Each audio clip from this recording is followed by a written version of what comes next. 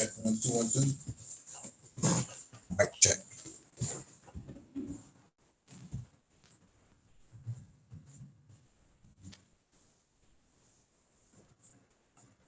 Which one in the chat? If you can hear me.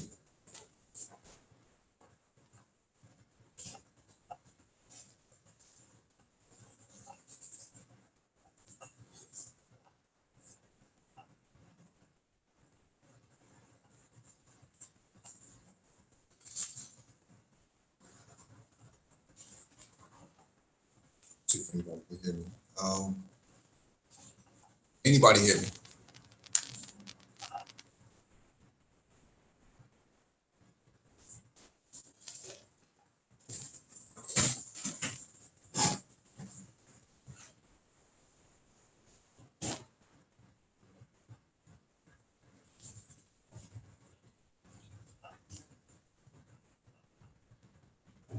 Try this one more time. Can anybody hear me?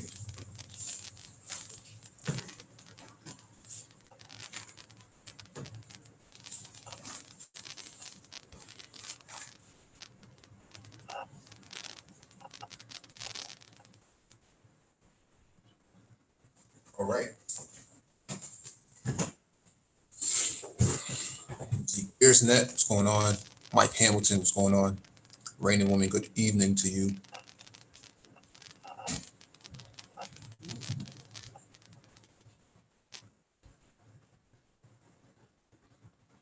All right. So since you all can hear me, here we go. This is Geopolitics, episode 270, Gold, Dollars, and Power Dialogue. Push the like button. Share the video if possible. And hit that notification bell so you get all the updates from the Black Brain Trust, including this one as well.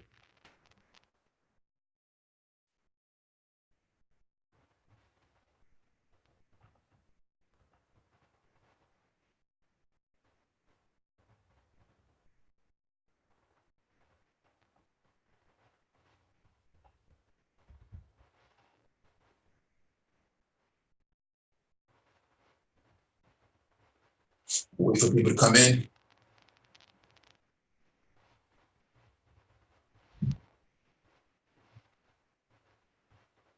It should be interesting hangout tonight. This live stream is based on the book, Gold, Dollars, and Power. Let me share my screen so that you all can get an understanding of what this is all about.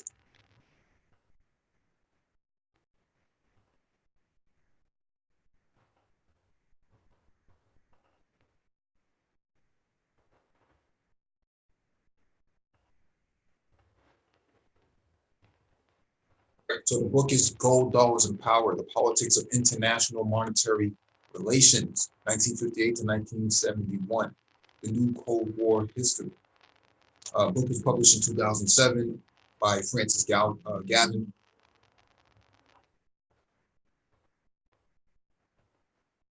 I wish I can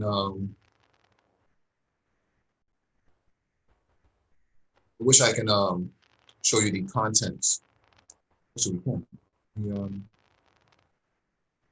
Yeah, we'll do that. We'll do that. This is the cover. So just for those of you who are looking at the screen, if you're just listening, the book is called Gold, Dollars, and Power. Again, Politics of the International Monetary Relations from 1958 to 1971.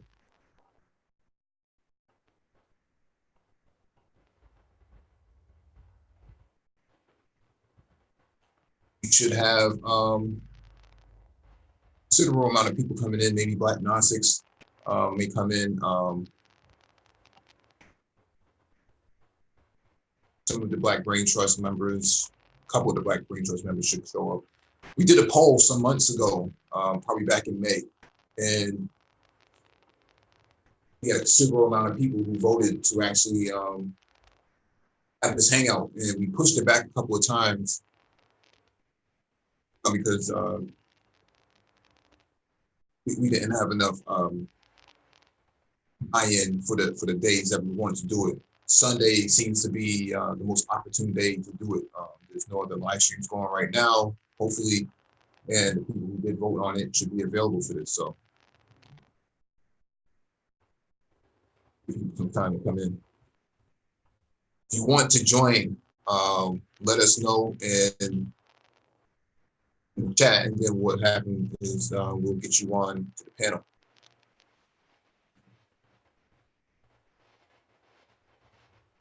Actually, Rainy Woman, I just had some water. Thank you. Christopher Clipper, what's going on?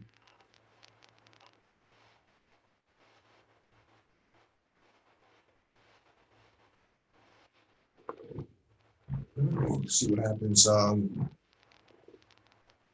Anybody decides to join.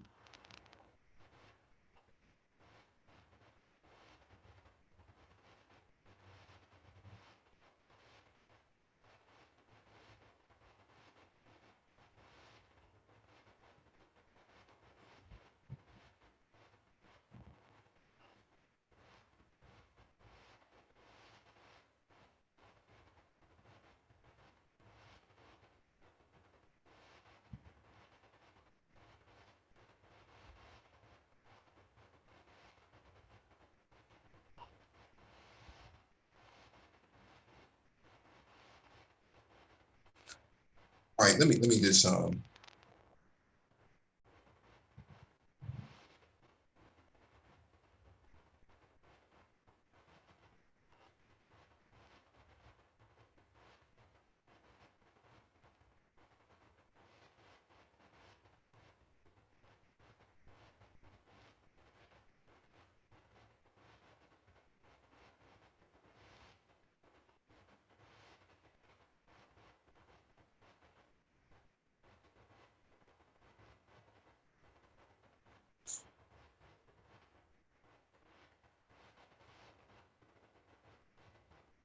check the panel, see if anybody's in the queue.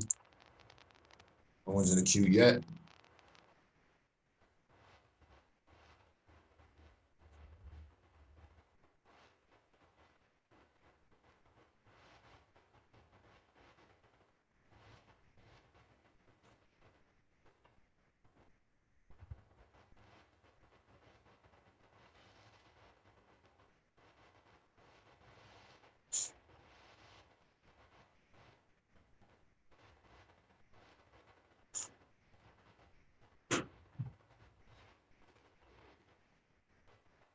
Let me get started. I don't have a whole lot of time to actually go through this, but let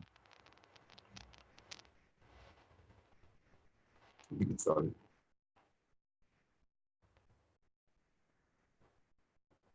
All right, so the book is Gold, Dollars, and Power, The Politics of International Monetary Relations from 1958 to 1971 by Francis Gavin. Why this book was chosen is because this is probably one of the top pieces of literature that's going to give you a top-down perspective on gold, dollars, and power. The international monetary relations. And a lot of ADOS and Black American, whatever you want to call them, don't have a full perspective on geopolitics at the high level. They have things they may rely on CNN or MSNBC or one of the liberal news outlets, but this is a tell-all in one book with 200 pages. And Gold, Dollars, and Power focuses on the Bretton Woods international monetary system that was developed in 1944. And this international monetary system was developed in Bretton Woods, New Hampshire, 1944. Took place in 1945. So after the end of the Second World War. It was developed within the Second World War, but it was Britain and the United States coming together and making this sort of monetary system.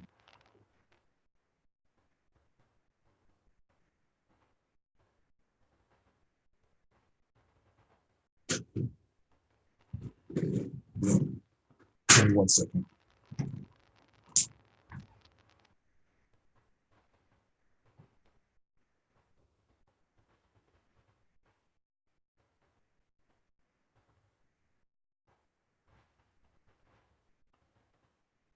And this international monetary system served the United States a very temporary high. Temporary high meaning that it gave them this sort of euphoria of dominance, financial dominance, global financial dominance over the rest of the countries during the war. Give me 1 second. Paul Bryant is joining us.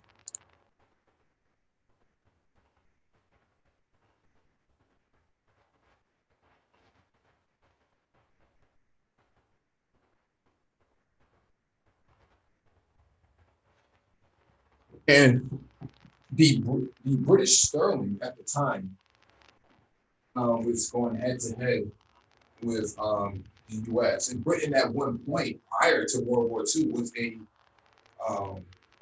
was a global power. It was a small island that actually controlled 70% of the world, world nation states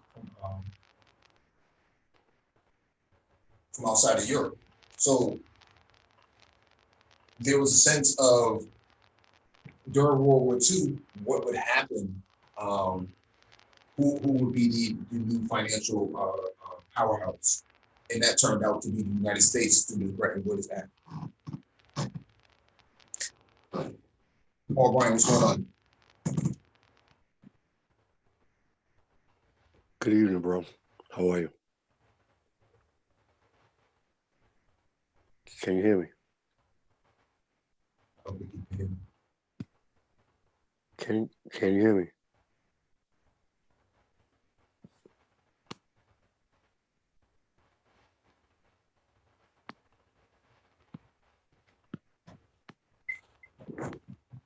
Mike?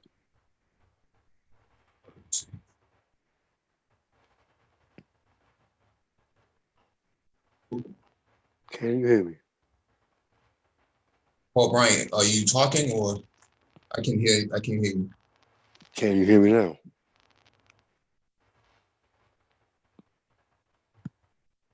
Can you hear me?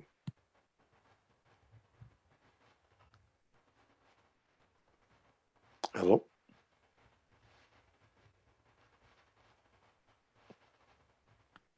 Is it me or did I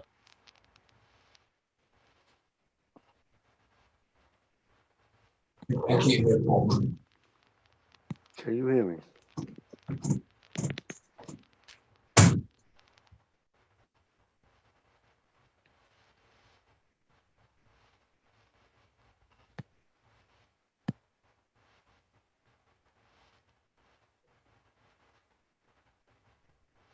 I can hear you, Mike. For whatever reason, you can't hear me. I can't hear Paul Bryant. All right, that's crazy. I can hear you, but you can't hear me. All right, I'm going to log out and log back in.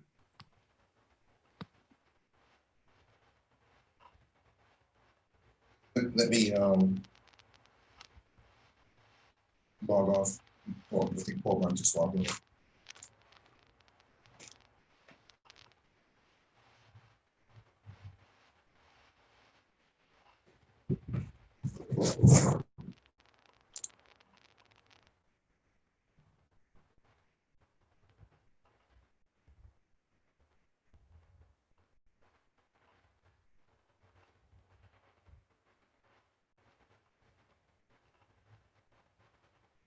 Can any of you hear me, Paul Bryant or Nagone?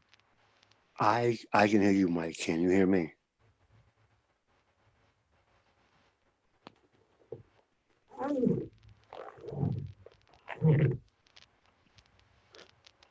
Can either of you hear me? Yeah, can you hear me, Mike? Interesting, I can't hear anything. Nagone, Mike, can you hear me? I can hear you. Can you hear me? I can hear you, Nagone. I can't hear Mike, and Mike can't hear either of us. I don't know what the fuck is up with that. Teething issues. So I was muted. I unmuted. And oh, you know, hey, listen, it's to be expected, you know. just some teething issues. So.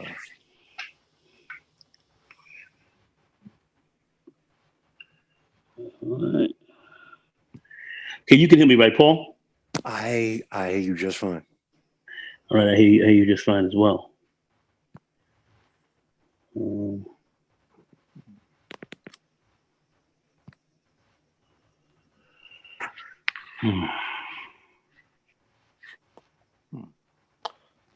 Very, very interesting.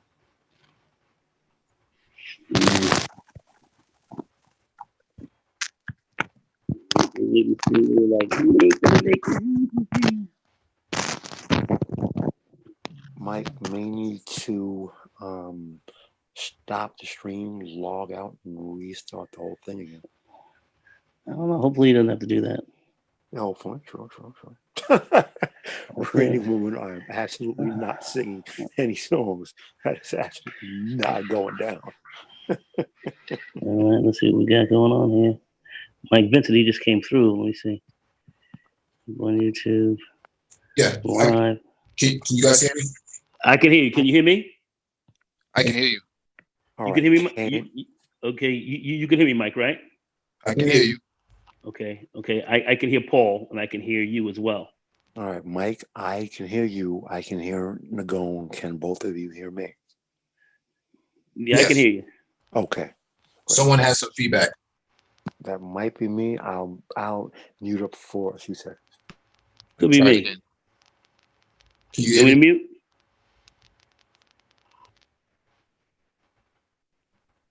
Mute yourself, Nagone. Okay.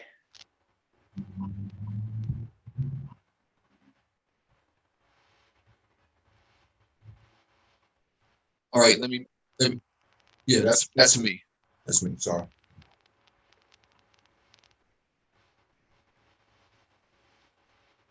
Well, hey, listen, Mike. Next stream, we'll just use we'll use smoke signals and war drums. Wait, you can hear me again, right? I just unmuted. I just muted my main host. Can you hear me now? Yeah. I can hear you both. Can both of you hear me? I can. Okay. Yeah, I can hear you. Yeah, yep. We can hear each other good. Right, we're all set now. I wasn't sure if anybody can actually I did a lot of talking, so I wasn't sure if anybody could actually hear me. So I left off with Bretton Woods, the US coming out as the victor of World War II from a financial power standpoint. And if you gentlemen want to give your analysis on Bretton Woods, the 1944 agreement. Just give me 1 second. I'll be with you in 1 second. Give me 1 second. Yep.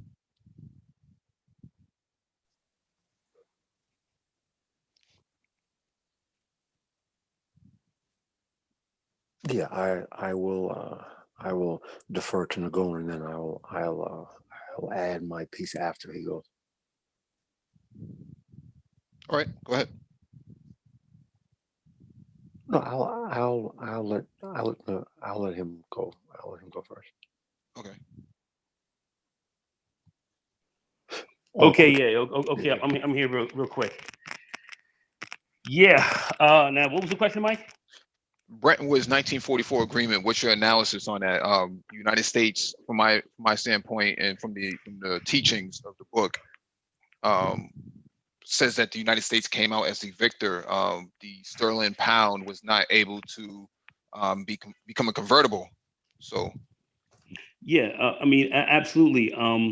The real deal, with the whole Bretton Woods agreement and using the U.S. dollar as the hegemonic fiat currency, at the end of the day, was about America winning the war, and it was also about, with respect to the British pound and sterling. When we look at the war, which I believe Gavin, who began to break that down as well, we came in and we took over so much of Britain's basically defunct empire.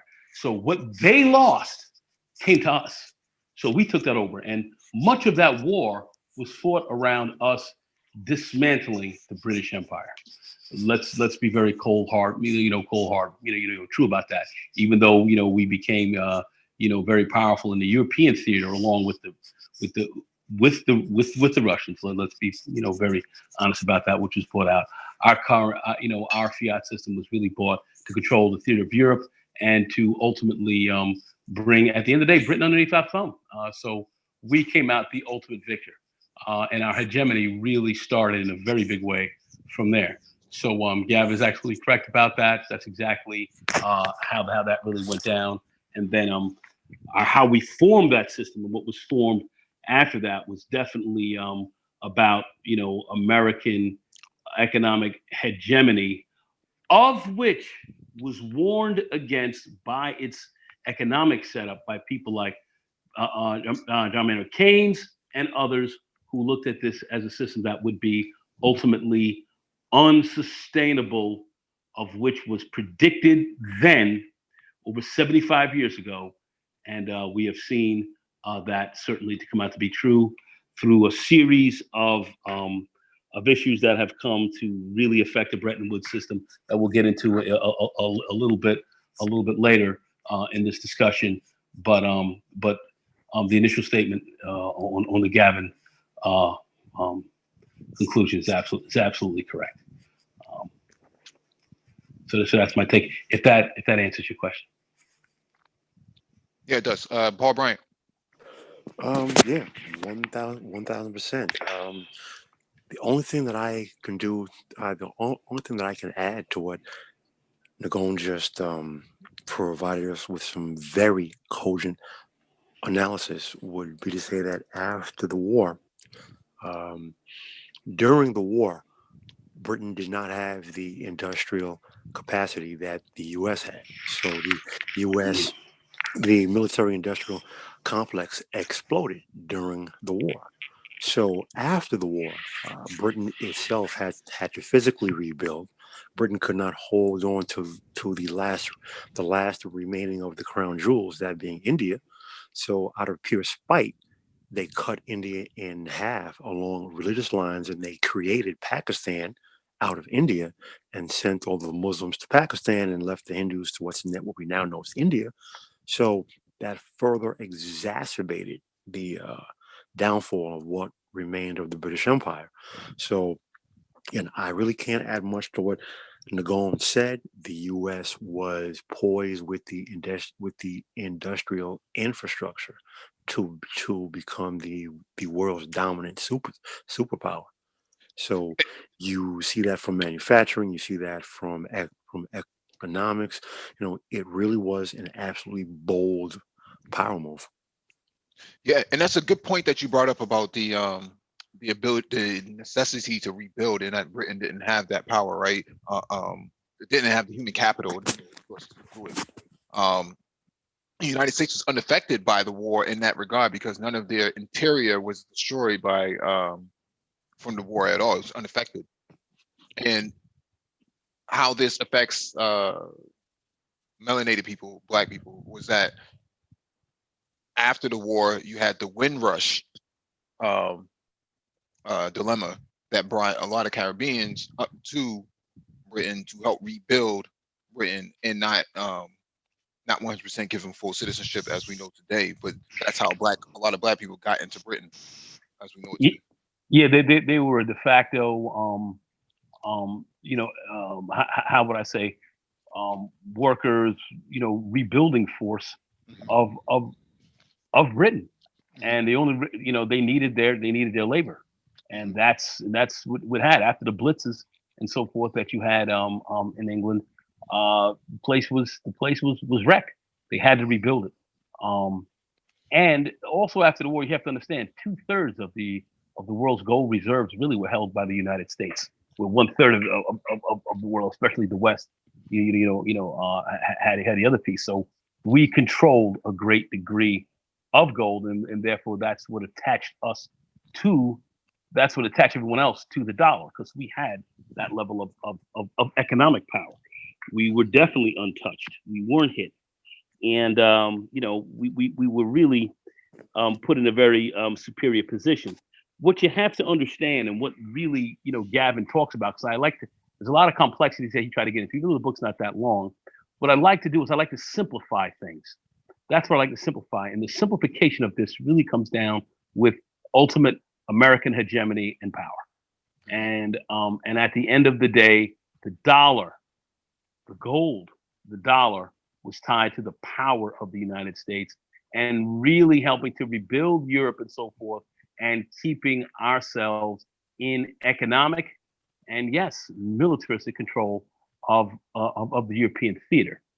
And the name of that game was also to, deal with trades, make sure trading worked a certain type of way under the US dollar, as opposed to other currencies where folks could potentially even begin to possibly not only work together, but even create other levels of hostilities, which could bring other conflagrations back down on the European continent in the future. And we decided that we weren't going to let that happen.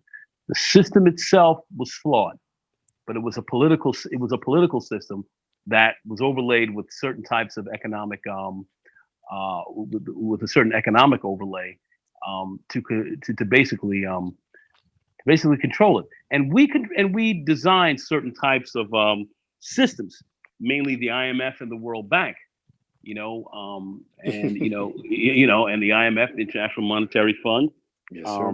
and the World Bank was originally the International Bank of Reconstruction. So it was about reconstructing a whole new it was about reconstructing Europe, and then it became the World Bank, and that's really these are the cornerstones really of the Bretton Woods system. And as those systems began to falter and began also, of course, they were somewhat corrupt, as we could see, and many of the, let's say, answers or solutions we had were not really that well suited for some of the, as time has gone on, as we move past, the 40s, going into the 50s and the 60s, and some of these other issues, and going into Africa mainly. A lot of this wasn't really well designed for their economic systems, and we tried to overlay a Western economic system that may not have worked very well for those areas, and it was primarily run by industrialists, and there were a lot of other issues that were involved, which we can get into and talk about a little bit more cogently as we get deeper into this conversation.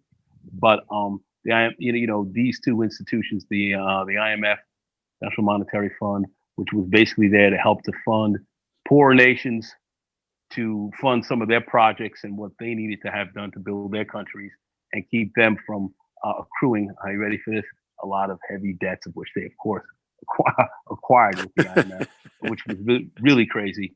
And that is the game. Yeah. And these other issues, that's what really brought the system under some great stresses. And as Mike will go into and speak about how, as other nations demanded their currencies to be backed up by gold, with the excessive spending and some of the other things that were going on in the United States through the IMF and the World Bank, we saw that gold would not be able to maintain that system, as Keynes predicted over 75 years ago. Yes, he did. So I just wanted to kind of get into that a little bit. This is something that Gavin really gets into. They've tried to shut Gavin down. They've quieted him up. They've given him a nice little, fellowship seat. And they, at MIT, and they have him nice and quiet. They're paying him real nice, and they told him to sit down and shut up. Okay, because basically he tore these some bitches out the frame in his book, let you know exactly where the true bones are buried with this piece. And I don't think that they really want this book promoted, or they want a lot of people reading it and really looking deep into what this means.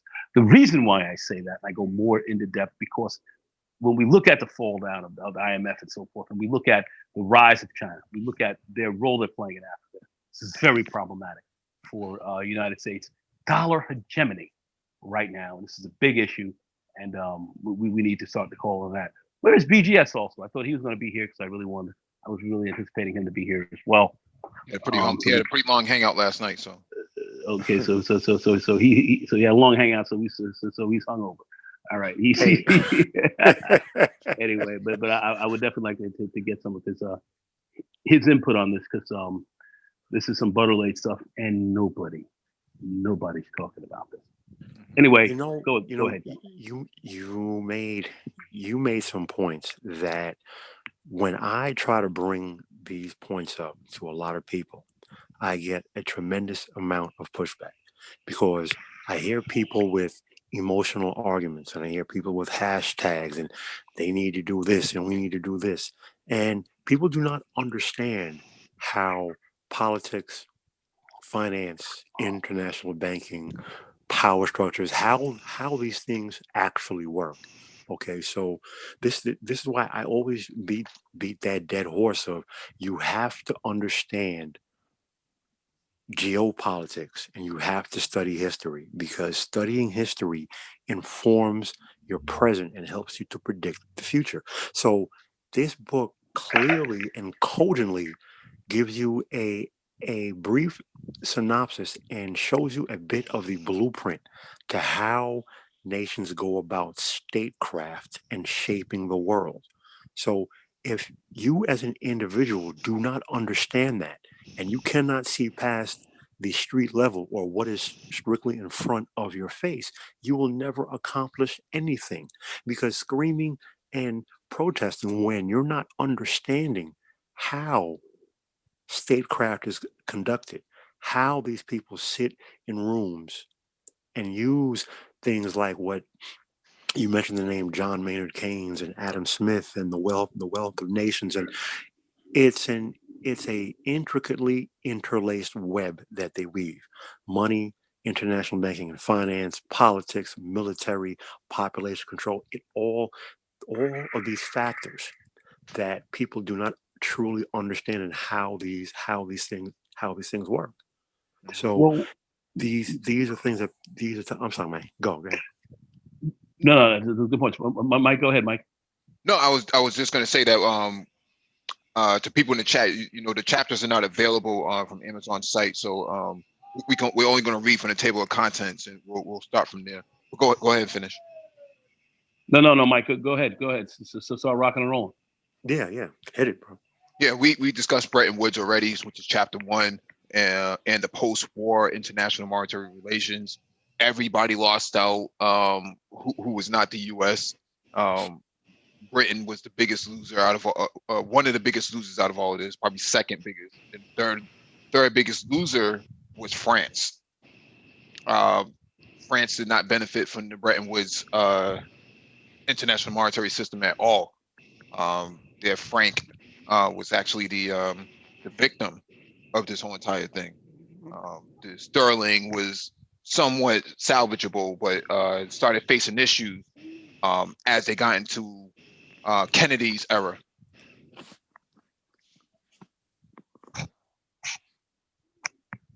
You have anything else you want to add to that? To Kennedy's era? No, I mean, we started to, see, one of the things I really want to look at, because I didn't get the first part, so I didn't come in there with you guys, and I'm sorry, but I was just looking at, one of the big issues that, people have some complaints about with the Bretton Woods system really is also that they're saying that the policies that they're looking at, are what are called neoliberal policies. That's why, when I mentioned that things may not have worked well for some of the other countries that are moving more towards the east, we were talking more about, it kind of deals really more, it's not really suitable maybe for, some of the policies are not really suitable more for how maybe some of the Eastern nations kind of work. And the fact, basically really more for the most part, it's really more built on, this thing is built really more, it's really built more on a Western value system, a Western way of doing business that we've tried to impart over the world. Mm-hmm. So it comes down more, not only from a standpoint of just an economic policy, but a social and political policy that's a Western mode of thinking, a Western mode that we're bringing over the world, which some people have found problematic, deeply problematic. And that's something I think we really need to look at, because when we start looking at the IMF and the World Bank, we're not only talking about just rebuilding schools and so forth, but having clean water and reducing poverty and disease and all these other factors. But yet, they've gotten involved and enhanced themselves in projects that themselves have looked rather questionable. Can I ask you a quick question? Hold on a second. I just want to get this thought out. Rather questionable. So, so when they went and developed in certain areas and removed large areas of population from certain places and created some greater problems, a lot of that, came under question, but nobody really looked at it the way I believe it should have been looked at, as us taking over these countries and taking them over and reducing populations and wiping certain areas out underneath this system, which kind of went on really up to almost present day. But there's a lot of criticism. There was a lot of criticism about that. Some other things I want to further on some points. I don't want to vary too far off, but I just wanted to put that in there so we understand why this Bretton Woods was so controversial and so problematic, because of its manifest. It's manifest, if you will. But anyway, go ahead, Paul. Go ahead, I'm sorry. My quick question was just from a philosophical, if you will, point of view. Do you think that it was a quote unquote Western point of view or methodology, or more so the thinking was that, well, instead of Britain being the dominant world power, we want America to be the world power? So basically it was the same thing that was in place, just instead of England, it was America. That's exactly correct. And when you look at the war and you look at where we spent much of our time, where our military, where our troops were heavily, let's look at Europe. And I think Mike might agree, when we went into Europe and fought, the Russian presence was massive. Russia pretty much secured the Balkans. They pretty much did that. Okay, kind of on their own. We gave them very little. We gave them very little aid, but we still had enough military power and presence to come in and split Germany in half. Still, but yet it was Germany. It was Russia that really beat Germany on the Eastern Front. And then took them down. It really and started really to engage and finish them off on the Western Front as well. But the battle of Stalingrad and so forth, all that played a very key role. So okay, we know what happened in Europe, and really Russia was really the power. Yeah. What our role was to go in and really fight in a lot of areas that Britain had dominance and secure those areas, lands, nations for ourselves. And that was in the East, India, and so forth.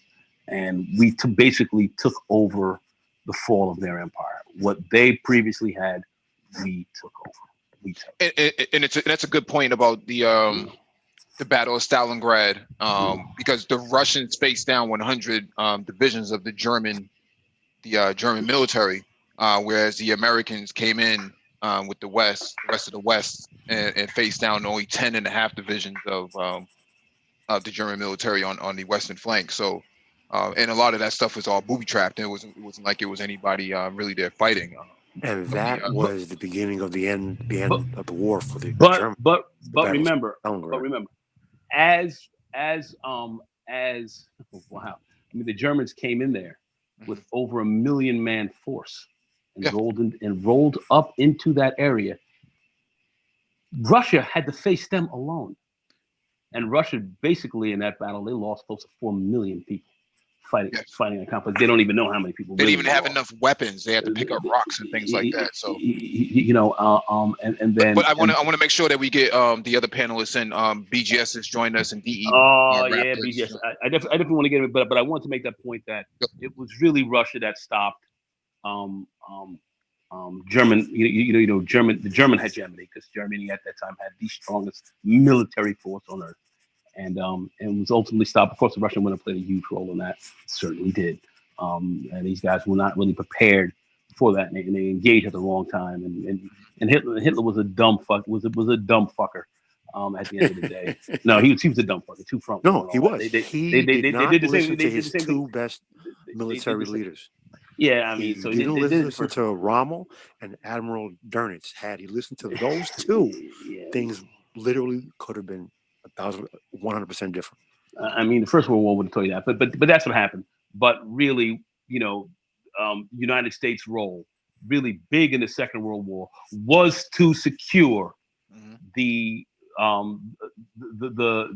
loss of fallen empire of England. Churchill knew it, and that's what Lend-Lease was really all about in so many ways. So I just we just want to break that down. And BGS, man, come on in here, baby. Hey, what's going on? Yeah, basically the end of the fall of the British Empire really happened after World War I. They were pretty much done. Yeah, pretty much, especially the biggest transfer of gold was actually during World War I, when France and the UK had to basically buy food and weapons and stuff to actually combat the German force coming up into France. Yes, and BGS, I preface it by saying 2/3 of the gold reserves that existed were now in American hands, as opposed to 1/3 within Europe, and that's what gave us the fiat currency hegemony. And as a matter of fact, that we came into. As a matter of fact, everybody knows what the Bank of International Settlement is, right? Of course. Which is basically the central bank of central bankers, right? That was established in the 1920s to actually facilitate, give liquidity to Europe to actually facilitate the reparation payments of Germany back then. So a lot of American gold actually went over to Europe through the Bank of International Settlement. In fact, some people think that that helped cause the depression in 1929. Well, of course, and we saw that from the Treaty of Versailles. The whole Treaty of Versailles game and all that went through there. And then the tremendous reparations that the Germans had to pay. They said, "Fuck that, we can't do it. We're not doing it." Which is, if you read the Lords of Finance, you know exactly why Germany inflated their mark and made it worthless. That's exactly correct. Yeah, and then they went on an internal program of doing their own development game and built their own armies up and said, "You're coming back, and we're going to tear all y'all out the frame." Yeah, and that's essentially what they did. Yeah, because they basically, even though, which is why the Second World War, they utterly destroyed German infrastructure the second time. They didn't do it the first time. Germany financially collapsed, but the infrastructure was still intact. The infrastructure was intact. They took it, and you had some big players, Krupp, and and all of them who were big developed, big supporters of Hitler. Because people want to say just how Hitler was a thug and all that, but the biggest military players in that, or their military industrial complex, the Krupp boys and so forth, they were they backed them up all the way. Yeah. So we had to hit those factories and so forth. And some of them, unfortunately, were very close to unfortunately to people. And that's what Dresden and all, just some of the shit we did was they essentially got nuked without getting hit. Pretty much.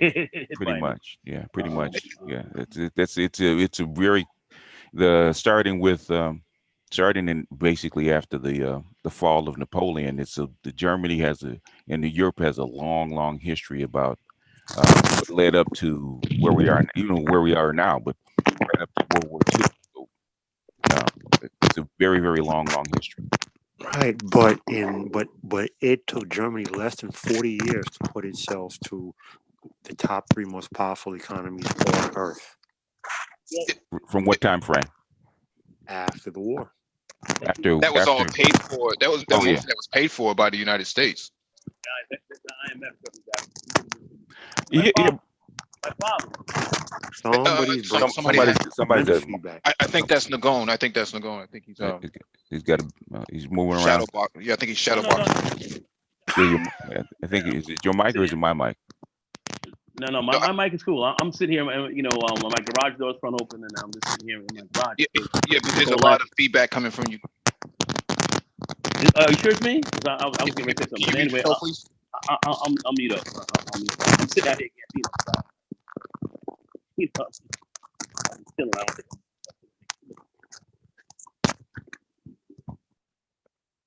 Yeah, that was him. DE Raptor, you have anything you want to add to this, being that you are a Bayesian and the Windrush agenda affected you, or may have affected your family after World War II? Yeah, my dad is one of those people who I can't say he made an error, but he was he was like the second man. He was second in charge of the Deepwater Harbor. I don't know you know about the Deepwater Harbor. My Yes, dad sir. was an engineer, welder Yes, sir. by trade, and he gave up his job in Barbados and went to England as part of that Windrush because people were telling him, opportunities. You know what I'm saying? And he did go, and he did, because after a while, most of those guys went to do the menial jobs that nobody could. That the Englishmen really, they didn't have enough people to do it. Nope. And they gave the Englishmen the best job, and the rest of the people just took what the Englishmen didn't want. My dad went to England, became a bus driver, bus conductor, and slowly he, went to London, the College of Economics here. That is, did some accounting and all that kind of food stuff. But he was a part of that Windrush generation. And even I have like 4 aunts who still live in Britain. I've got family, I've got a foolish daughter who believes that she's British. And we are tied into that thing. Man, the Caribbean. What's your take on the on Bretton Woods, if you don't mind? Bretton Woods was I don't know. The U.S. played a game in World War II. Like the goal said, they played a game where they in all if you look at history, and you see that the Portuguese, when the Portuguese went into Africa, the Spanish came to the Pope and said, look, you can't give them everything. You can't give them the whole world. We want a part of it too. So they paid off the Pope, and they got this line that gave them a piece of South America, the Philippines. And instead, the Pope just draw a line around the world and said, we're going to divide it between, leaving out England. So now England comes along, and as the Spanish they had to attack the Spanish. The England's created this war machine. You got people like Walter Raleigh and Francis Drake and all those. Those were pirates that Queen Elizabeth created and sent them after the Spanish to destroy the Spanish. You got people who throughout time has supported one nation, and then as that nation it rises, and it reached the top, they support another nation. And America took over that role, similar to what the Spanish, between Spanish, Portuguese, the Spanish, the Portuguese, and the Spanish, and the Spanish and the French, they switched sides. And they brought in America, take over. That's where you get the so-called Seven Sisters with the oil in the Middle East, because they switched sides from Britain to the U.S. And they created the dollar that everybody had to trade with oil.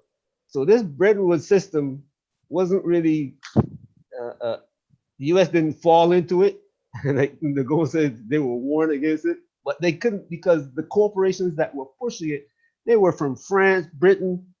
They weren't just U.S. corporations, but they switched sides.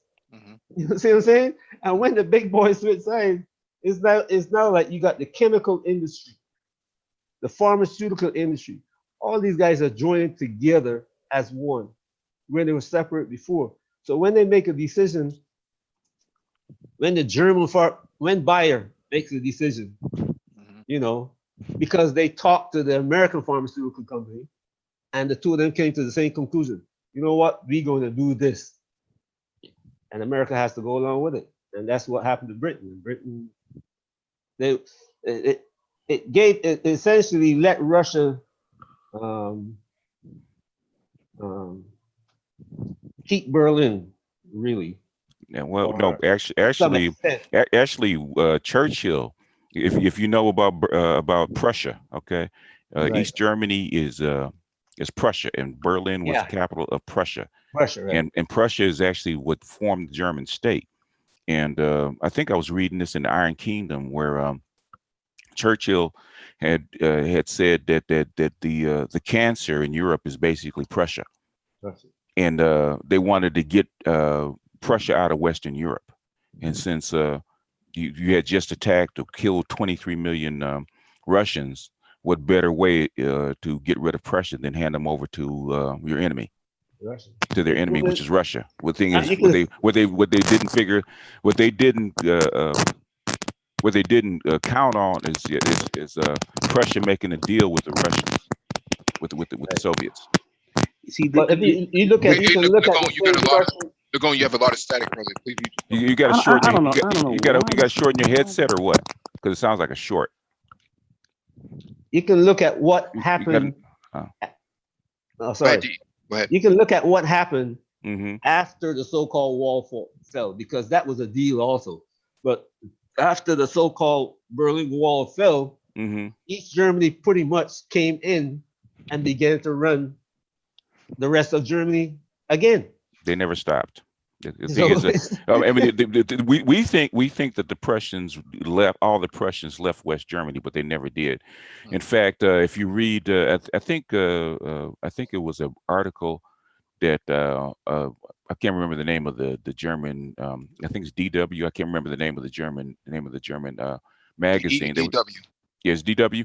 Well, they actually did an article on Angela Merkel, because Angela Merkel's father, your grandfather, was Wazurian. He was Wazurian in Weser, basically a part of Poland. We actually became a part of Poland. Was actually Prussian, right? yeah, And her father, who was I think he was a priest. He actually left West Germany and went to East Germany. Mhm. Okay, so basically the East German, the Stasi East Germany cut a deal that we will actually control. If we would actually control our own German people instead of you. So they actually cut a deal with the Soviets that they would spy and they would do all kinds of stuff. East Germany would do all kinds of stuff for their own survival. So they cut a deal with the East Germany. So that's Prussian survival, which the West didn't count on. Churchill didn't count on that. He thought that Russia would actually seek revenge on Prussia or East Germany, and they didn't. They didn't count on that. but didn't the Prussians, well, East Germans, actually help the Soviets with kind of like recover industrially, Yep, they did. and they became the best spies that the Russians had. They did. They They did. can steal secrets out of everywhere. Yep. That They cut that these deal. guys are good. They are good. I wouldn't say they were. They still are. They cut that deal and Can you isn't guys it? hear me? Yeah, we can Yes, hear we you. can hear you. Okay, Isn't yeah, it? I just want to say about the Franco-Prussian War. You guys remember that? Yeah. All right.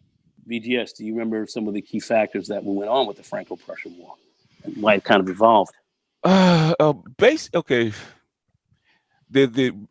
Under I'm trying to think of his name. The Kaiser. Kaiser Uh, Wilhelm the First. Well, Wilhelm. Wilhelm. Well, I'm talking about what's his name? He actually came up with the term iron and blood, and he came up with a way to actually bring the German the German tribes together. First of all, they instituted the Prussian school system.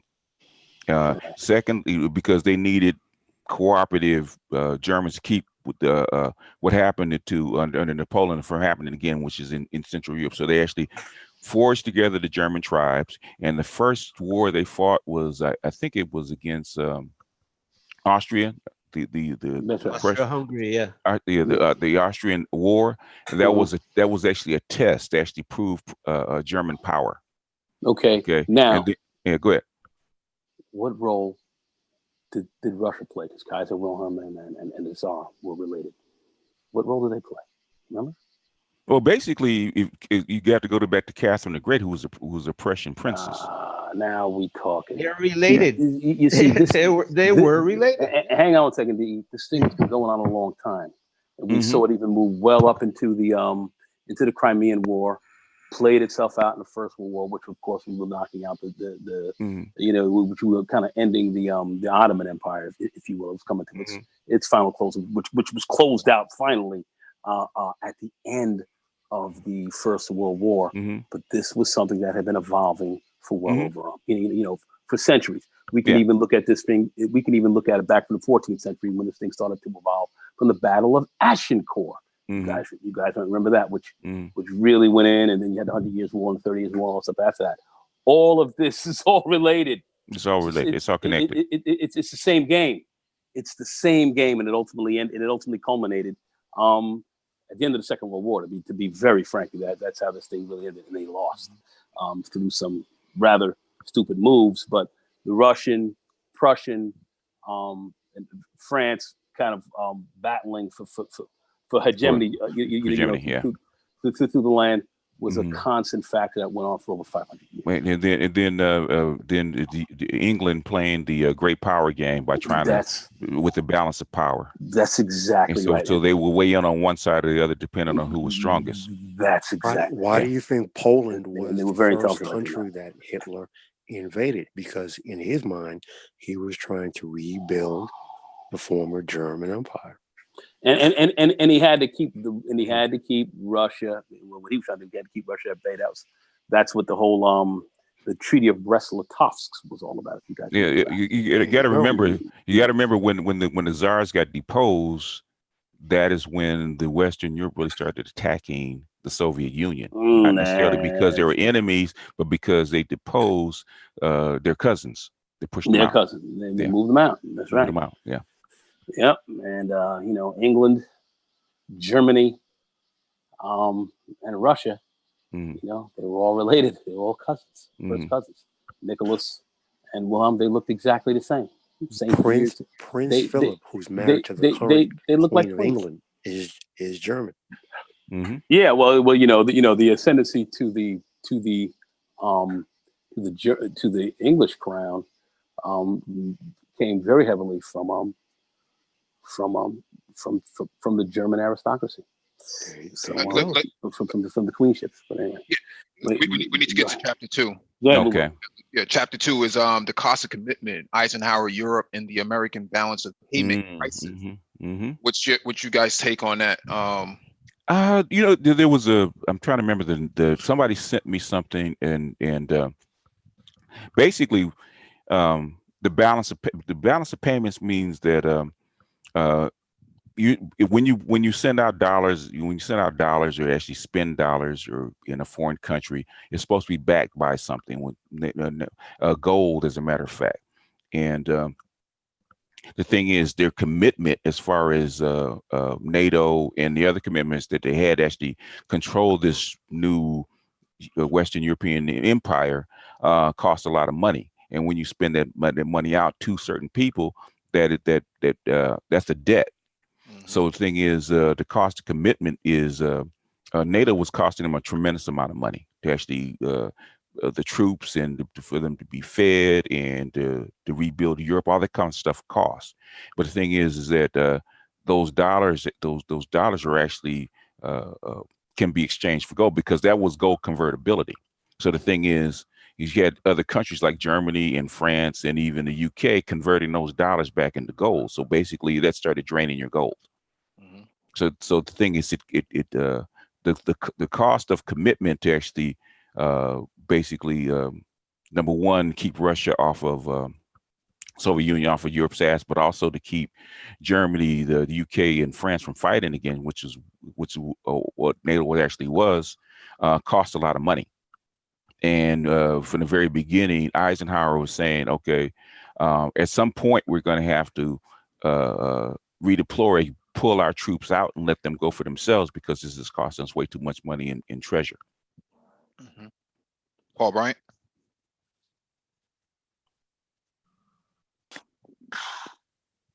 Well, you know, Hey, BGS, do you remember when? DE. Let Paul go. You're trying to pass the mic around. Go ahead, Paul. oh, sorry. Yeah. So, well, BGS pretty much stole my thunder on that one. Amplify. Really can. You really read my mind on that one. You know. So when we look at the when you look at what it costs, all right. So you know, I really can't. You really stole my thunder. The best that I could do would be to basically reword what you said, because that was literally what was on my mind. So, DE, go ahead. I was gonna ask BGS a question. You remember when de Gaulle decided to kind of almost go his own way in Europe, even against NATO? What caused that? You remember what caused that? I know what.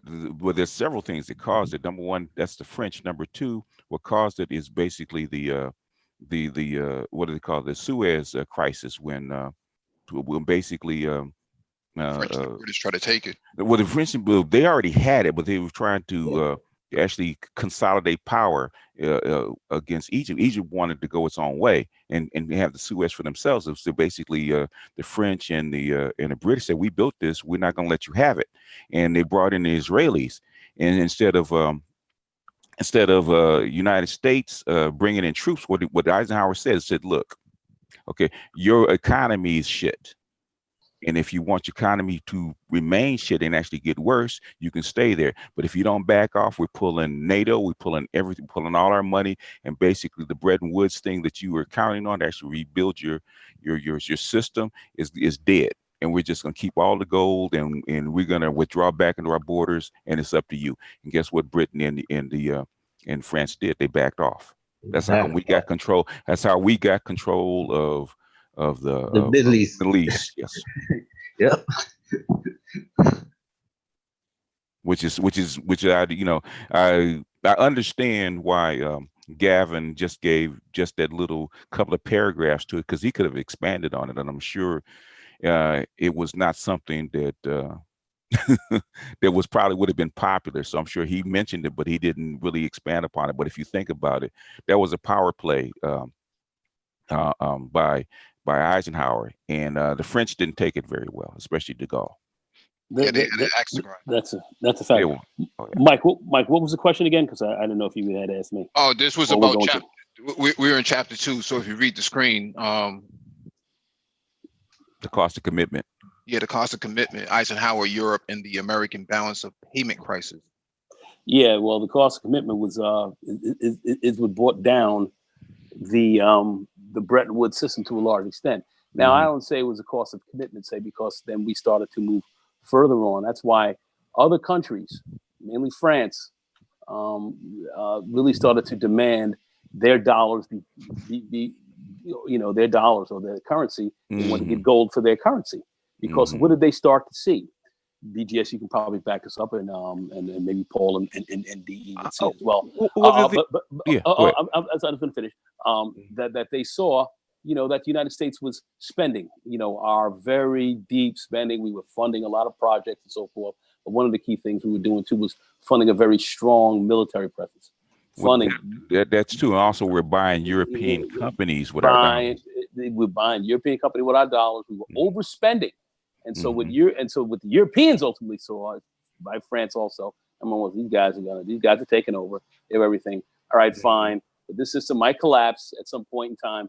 We want our dollars in gold. We want gold. That's part of it. I would say that's part of it. I would say that was a very big part of it. There's big politics behind it as well, as you and I can get into. But what I wanted to briefly say is our commitment that we had overspending, going into great debt is what got us off, because at the end we had more debt than we had gold, and then when France demanded their dollars in gold, we had to balance. That was its ultimate culmination. But there's a lot of things that had gone on. But go ahead, BDS. Go ahead, expand. Yeah, basically, if you know anything about the French, even going all the way back to Napoleon, right? They've always used the gold standard as a political advantage. Napoleon tried to basically force England into a crisis back then by trying to force them off the gold standard and force them into debt.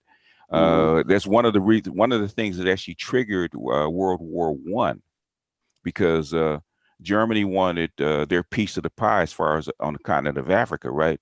So they were trying to strong arm French colonies in Central Africa. Yep. Okay. And the Algeria way that, and so forth. They were trying to strong arm their way into take over pieces of pie in Africa, right? And the French were resistant to it, but they didn't have the military might to fight them. What did they do? They forced Germany off the gold standard in early 1914, which is one of the reasons that triggered World War I. So France always does that. Sometimes it works, sometimes it backfires. Yeah, I mean that's one of the keys. The Arch Ferdinand, who got Sarajevo, who got assassinated. Was a I guess struck the match, but at the end of the day, that did play a role, of which I wouldn't disagree with. I would have gotten until as well. But yes, but that's my view towards that. And I just wanted to put that out there. But anyway, and Gavin, he's a kind of a younger guy. He's born in 1975, so he's a little bit younger than you and I, BGS. But I have to say, his understanding of this history and looking at it and really nailed it. I think he nailed it here. I think he nailed it. Yeah, he probably nailed it too much, which is why very few people actually hear the book. And I mentioned before what how they gave this little fellowship at MIT, haven't seen that, and they took them away. Oh yeah, the CFR snatched him up very quickly. Yeah, they took them away. Anyway, go ahead, Mike. I'm sorry. Yeah, so that would take us into chapter 3, the gold battles within the Cold War. Kennedy's international monetary policy. He kind of inherited a chaotic situation for himself. He didn't live too long to see it end either, for obvious reasons. Don't ride around in convertible limos. This is FYI. Anybody want to jump in on Kennedy's role in this? I think the Kennedy administration was a little bit more, was much more liberal, and they much more corporate. Whereas Eisenhower was a military man, and Eisenhower desperately wanted to bring the troops out of Europe, and he didn't really want to get involved in the European mess, especially at our expense. Whereas the Kennedy administration was much more open to it. So he was much more willing to actually keep power rather than worry about the finances. So Kennedy was much more liberal than, say, Eisenhower was. I would totally agree with that. And you have to look at, Eisenhower was a general. He did oversee the development of one of the most frightening institutions that we've created, the military-industrial complex, of which he warned us against as he was leaving office. That was a parting shot, understanding he helped to create this monster. But yeah, he definitely was more from that military side of the fence, and definitely Kennedy was definitely much more liberal on that side. So I would definitely have to totally agree with you on that. I think Gavin even alluded to that, quite frankly. But totally, Total agreement. Total agreement. You had a lot of hawks in there after the Second World War, and you had to look. Eisenhower was president literally 15 years or so after the war, and you still had the old generals and all those guys who had seen the Battle of the Bulge and all that. And here they are now, admirals and so forth in the military, and still in the president's ear. So you had a very, very hawkish group of people who basically didn't want to see that shit again. They didn't want to see another Battle of the Bulge and all that. They didn't want to see Midway. They didn't want to see that kind of stuff go down again with another power. So they were very aggressive on that side. I think you really have to think about the mentality of the men who were in power at that time, and I think that was part of Kennedy's problem when he got into office. That power structure was still in, and he was trying to do some things that a very paranoid group of guys who were in there who had seen war at its most horrific levels. Even though he was, he did his PT 109 book and everything else like that. He wasn't a massive commander of troops, and didn't see the losses that many of these guys had to deal with. General LeMay was one of the leaders. Well, LeMay was big, and he was all big with respect to the bomb development and everything else like that. But all the stuff was big, and I think you had to look at the mindset. I mean, BGS, would you agree or? Yeah, maybe the mindset, and I think that and his administration was more about maintaining power in Europe rather than fiscal responsibility. That's exactly correct. Yeah, and I bring up George Kennan, who wrote the X article, who came out of in 59, I believe it was. He just wrote an article speaking about the containment of Russia and so forth. So you had a very serious mindset of containment. And it was not so much economic; it was really more militaristic.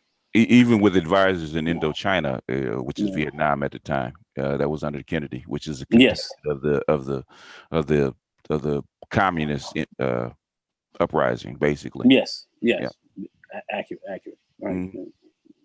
You guys are not getting static anymore, are you? No, we're good. We're good. Yeah, I swapped that headphones. Yeah. But the French. Oh, go ahead, Paul Bryant. No, really quick. The French warned JFK. Actually, the French warned Eisenhower, "Don't go into Vietnam," and they absolutely warned Kennedy, and he didn't listen. Mm-hmm. And yet, facts. So Kennedy, as you guys both alluded to, yes, he was in the military, but he was not a career military man like General LeMay and all of the other generals at that time. So they were extremely frustrated with his policies. They wanted to go in there and clean everything out. Basically the same frustrations that we would see years later after the Gulf War. You saw the very same things back then. Those generals and the admirals, they wanted to go in there, use that military stick and clean everything out. So that military industrial complex. So now you have also the wealthy pulling strings behind scenes, working in concert with these generals, undermining Kennedy left, front, and center. So I personally will leave the judgments as to the rightness or wrongness of Kennedy's actions, but I think we can all agree Kennedy probably should have done things differently. Mm-hmm. I think there was so much of a generational thing there. Kennedy was a young cat. You got to understand, this guy walked into the office at 42 years of age. They looked at him like a kid.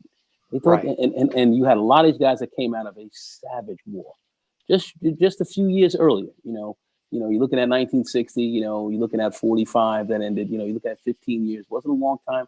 Very fresh memories, and these guys were still very active in administrations now, even though they may not have been, generals. Some of them had gone into the private sector, but you still had a lot of admirals and so forth who were generals then, who were really looking at, who really were exceedingly paranoid and looking at the rise of the Soviet Union as another almost German-esque type of power. And these guys were paranoid as fuck.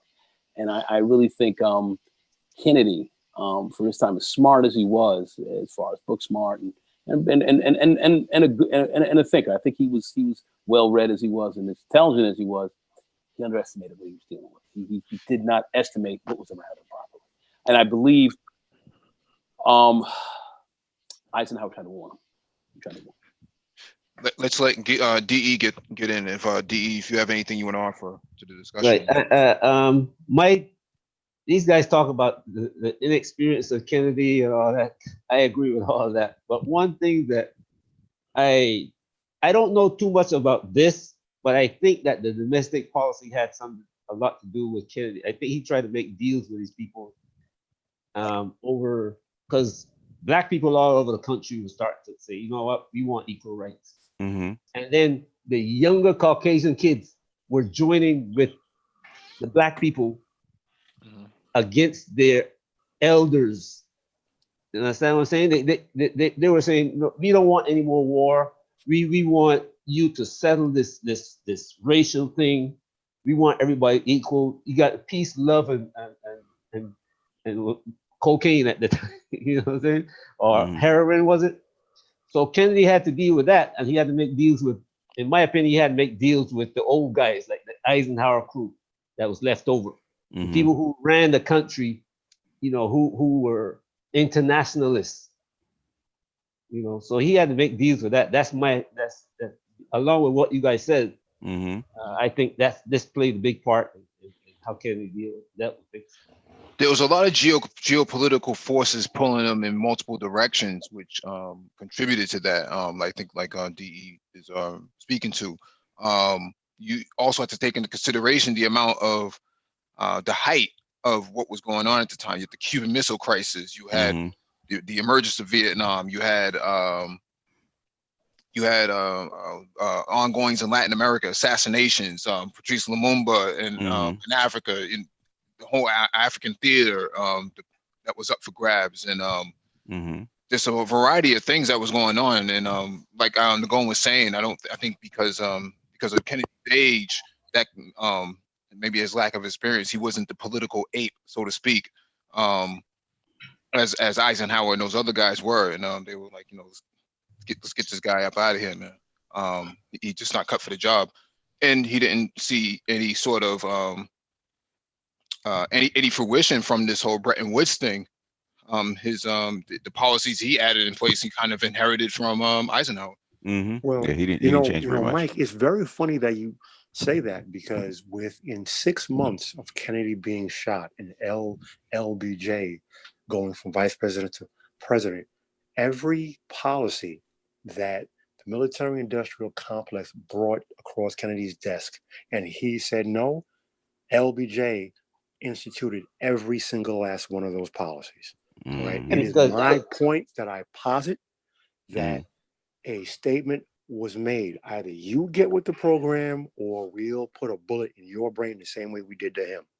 Yeah, but I mean, I don't know if BG is gonna agree with that. When I look at American politics, I see two groups of people, two major groups. I call it's like, for me, it's like the 2.5. I call it the 2.5 gang theory. Is that you got two major groups of people. One selects the vice president, and one selects the president. One selects the guy in charge of the military. One selects the guy in charge of the economy. And I don't know. And when Trump kicked out one guy, he puts in somebody else from the other side, and they switch sides. And depending on what they want to do, like Goldman Sachs under Obama, you know what I'm saying? And under Bush, they were essentially the same people. Yeah. Well, yeah. Especially since I think since Jimmy Carter, they have been the same people. What happened with Kennedy is that he didn't have anybody keeping his back.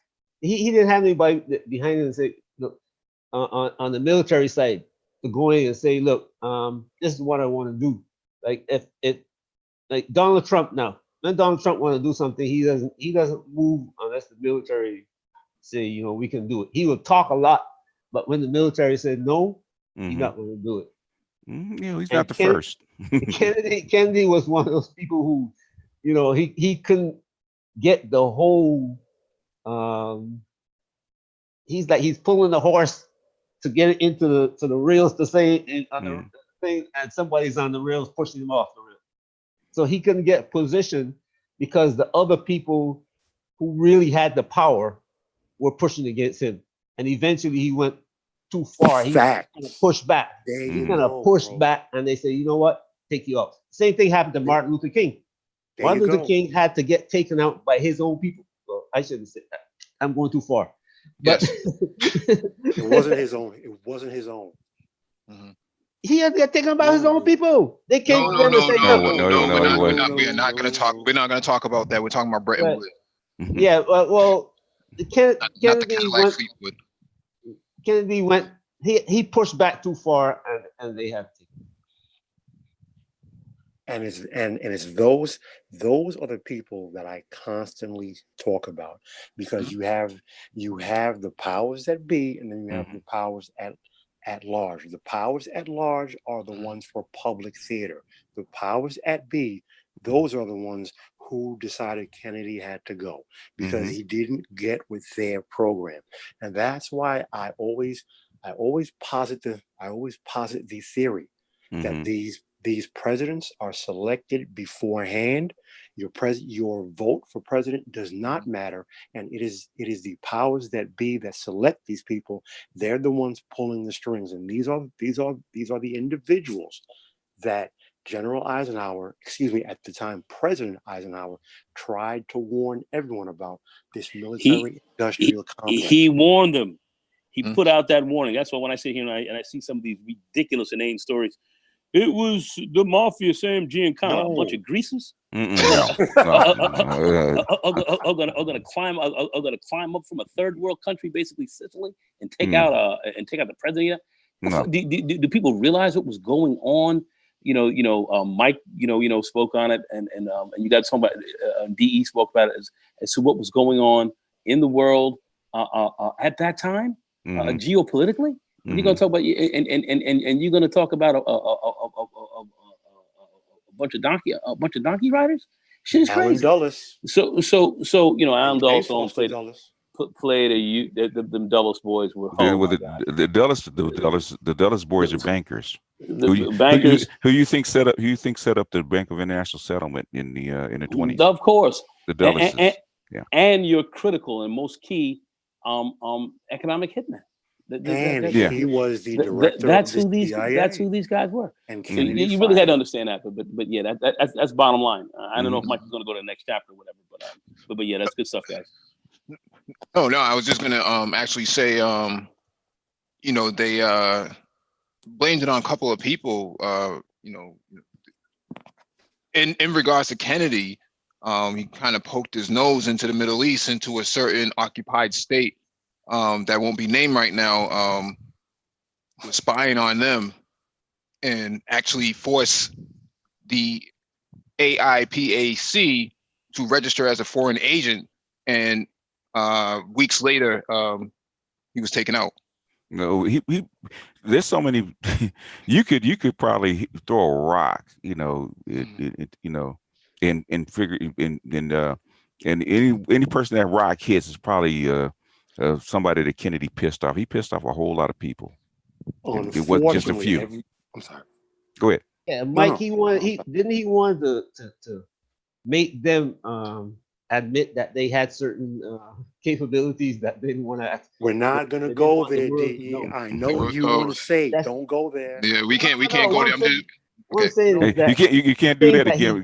You want your channel locked again? You want your channel locked again? I agree with you. You want your channel locked again? I agree with you 100%. He didn't have any backing. Do you want your channel locked again? Right. Don't go there. Don't go there. Don't go there. Because, bro, I have seen some of these capabilities with my own eyes. They did it the last time. Don't go there. Don't go there. No, they go lock your ass. Mike knows what happened the last time. You don't want to go there. You don't want to go there. Okay. All right. Those are off-air discussions. Yes. Yep. Because last time we had that discussion, channel was was locked. Yeah. Bro, I have okay. seen things. I have seen with my own eyes things that are straight out of science fiction. So don't go there. Leave it alone. Well, you have to understand. We're also talking about gold, dollars, and power. Some of these think tanks and some of these other political and economic groups that get out and have these forums, they're not talking about that. Yeah, well, just us talking about this book, we're actually skating on thin ice. This is an issue. I don't have a problem with it because I believe it should be spoken about. Mm-hmm. We should talk about this openly and get to the real hot meat and potatoes of this thing. Mm-hmm. But at the end of the day, I challenge anybody, go throughout the internet right now and try to find one real synopsis on this book. Mm-hmm. Try to find it. No, you won't. All right, let's go to chapter 4. Was this guy an insider or he just? Well, Gavin was part of a group, and they wanted to.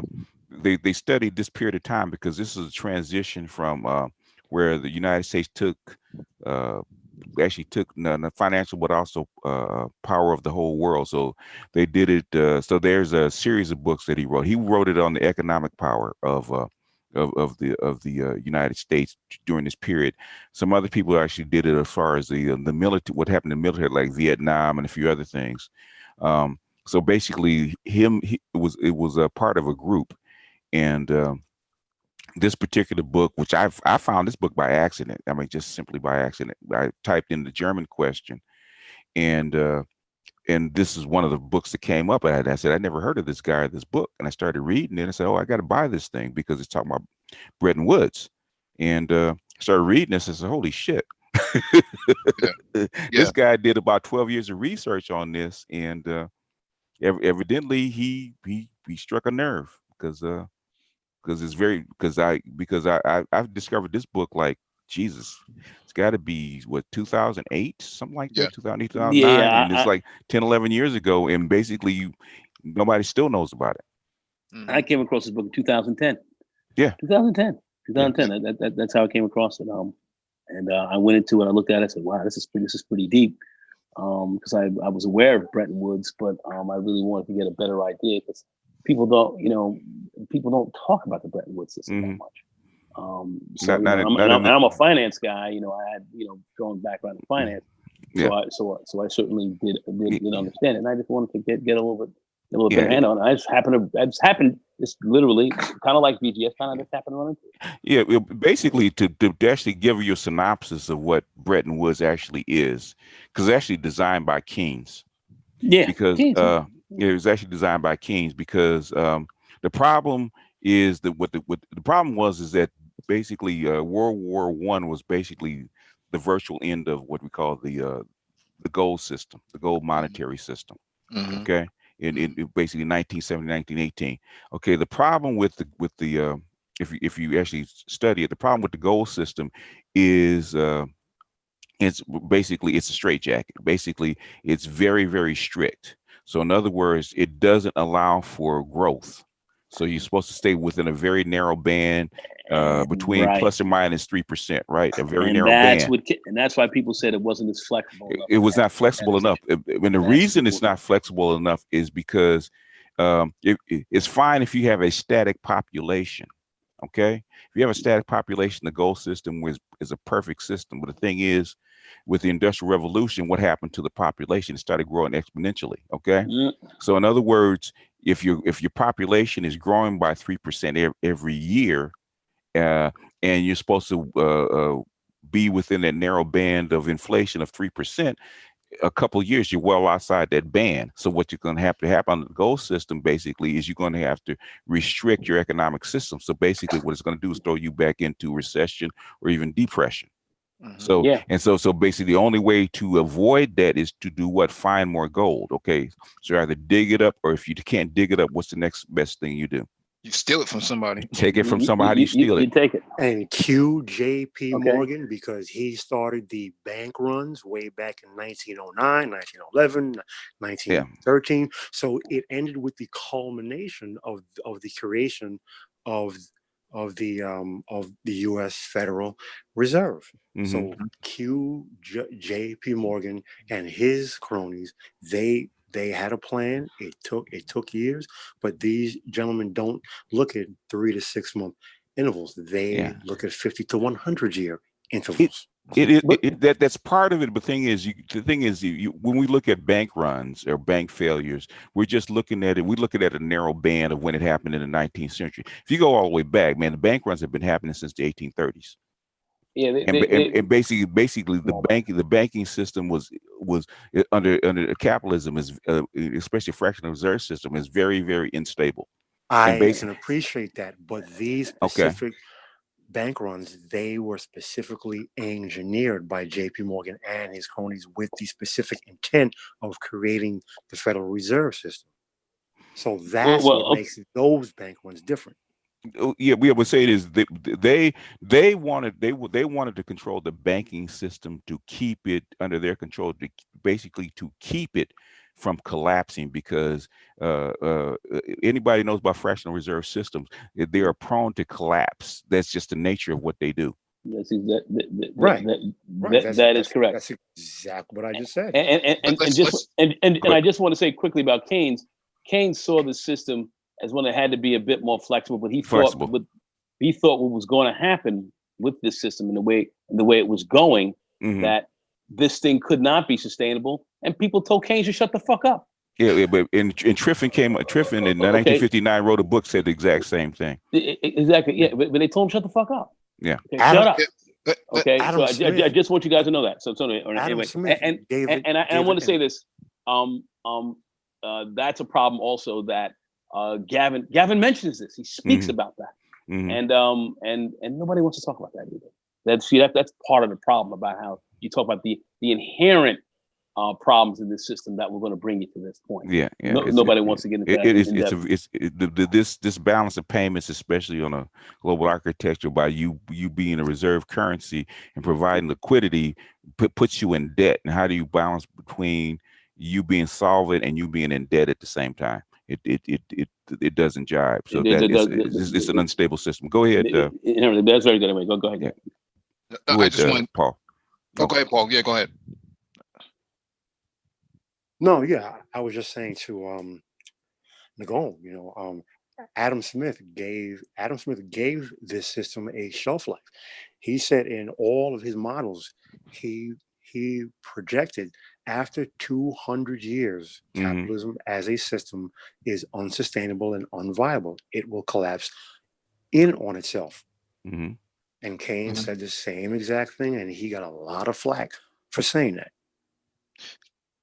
They basically ran him out of Bretton Woods. But anyway, all right, guys, go ahead. Yeah, facts. I just wanted to get to chapter 4, reform, restrictions, or redeployments, the balance of payments, and the Franco-German revolt. I found this to be interesting because for these two nation states to not have their own ability to enforce anything on the new global power, which is that of the United States at the time, they had a lot of kahunas to actually take on or challenge the United States in this area. What do you guys think about German Franco revolt? They didn't. Well, the French, okay. The French are the French. They went along with the system because it was necessary. They never liked it, and the Germans basically, the Germans really had no choice, and they didn't like being dominated by the United States. And that's what was happening. The United States had it, corporations had their hands dirty because they, like I said, they were buying things up with dollars and with dollars that weren't backed by anything in their sense. In other words, the Bretton Woods system gave the United States an advantage over everybody else, so they could buy things and implement things that other nations couldn't. And sovereign nations don't particularly like that, especially France. Yeah, and they definitely bristled against it. And they basically were looking to break the system. That's why they came up and asked at the very end in 70, 71. Yeah. All right. See, my thing. Give up our dollars in gold. And Nixon, next thing you know, he was on TV saying, "We out." I don't know, but we out though. We out though. Wait, go ahead. The only tool that Germany had to fight back with at that time was manufacturing. So they tried to use the only tool that they had available to them. So again, I just further add on to what the two of you just said, because that was the only way that they could counteract what they felt was an untenable situation, or at the very least an unfavorable situation. I also have this question: if these guys had pressed, if France, Germany, if they had pressed hard to move out, my question always is, and this is something I didn't really get from Gavin, and I don't know, this is just a question from I'm going to lay out here to you guys, Paul and Mike and BGS or whatever. Do you feel that we would have used the military option to keep them in there, being that this was a hegemonic move? I don't think so. I don't think so. I see. The military option was already being used, seeing that they were already occupying Europe, anyways. No, I mean, but I'm saying, had they said, "Fuck this," listen, we know this thing is fucked up. What we're going to do is we're going to now go on our own gold system, and we're going to start to, inside of this, create and do and balance our debts and so forth with our currencies that can be backed by gold and gold. Know what I think? And we would challenge your currency, at this time as well, which in my view would have been the brightest move that they could have made. They didn't do it. No. Know what I think? I think for the time, I mean, that's my view. BGS. If you have a different opinion, I'd like to hear it. But I've heard other economists argue that point as well, and it's a point that I tend to favor myself. But my question is more so: would we have used the military option there? And I don't believe that we would have. But anyway, it's just a question. I'm just dropping out there to you guys. And that's something that wasn't well covered with Gavin either. Anyway, go ahead, guys. I don't think that we would have either. What I think of, because funny you say that, because I looked at that in high school and college. It was posed to us in business school when I was in college. My thinking was the U.S. would have resorted to a Cold War more so than outright direct military conflict. That's my thinking. Again, only a theory, because it never happened. So at the end of the day, it's hypothetical. But my thinking is, at that given time, with the political and social climate, and given where the world was at that time, and given America's long-term goals, I think America would have instituted a Cold War instead of direct military action. Okay. If you think about it, during that time, what are the two biggest things that Europe was afraid of? Another war. Soviet Union and another European war, right? And what was the two things preventing that? The one thing that was preventing that? The U.S. military. It was NATO, right? It was U.S. military, NATO as basically peacekeeping. One protecting them against the Soviet Union incursion, which may or may not have happened, but also keeping those three parties that had fought like 3 or 4 wars apart, right? In other words, Pax Americana. Mm-hmm. Yep. And what was the thing that ultimately that Eisenhower, Kennedy, LBJ, Nixon all threatened if Europe didn't get in line? They were going to pull out. They were going to pull NATO. They were going to pull out. They were going to pull NATO, and basically you're on your own. Yeah, that was the big trump card. So they didn't have to. Basically, the military option is the lack of military. Which is another form of the Cold War. Yeah, you're right, Paul. So I think it kind of does answer the question, because either it would have been a military option, but you're saying the lack of using the military option was a military option that they would have put on the table, but the lack of the support is what kept these guys in line. And going against their own interests. And then there's other global things that you gotta that you have to understand, that the Europe, France and Germany and Great Britain didn't have at the time, because basically their militaries are actually destroyed, right? Is how are you going to manage the rest of the world if you don't have a military? You can't. Navy, yeah. You don't have a navy. You don't have an army. They don't really have. They have some, but the thing is, back when at the time they had none. So basically, you really can't manage an empire, because you don't have anything to manage it with. So basically, United States is all you have. So if they take their ball and go home, what do you have? Exactly my point. Zilch. Zilch. Not only that, BGS, but the colonies. How are the British going and the French and the Spanish? They can't. How are they going to maintain their colonies? They can't. Keep the unrest that day. They couldn't. You can't. And plus, now you have this rising power, this rising group called the communists, right? Mhm. They're looking to take your stuff. Yep. They already started going into Africa, Africa and in Indochina, with Chinese, and yeah. Yeah, many revolts. You had just about every part of Africa was under revolt. Algeria for one. The Algerians. Mao in Kenya. Yeah, they were pushing out the French. Mm-hmm. The French couldn't afford to fight a war there. They had to pull out. Morocco. That's another piece of French territory. So all your former French colonies, they had to pull right up out of there. They can't afford it.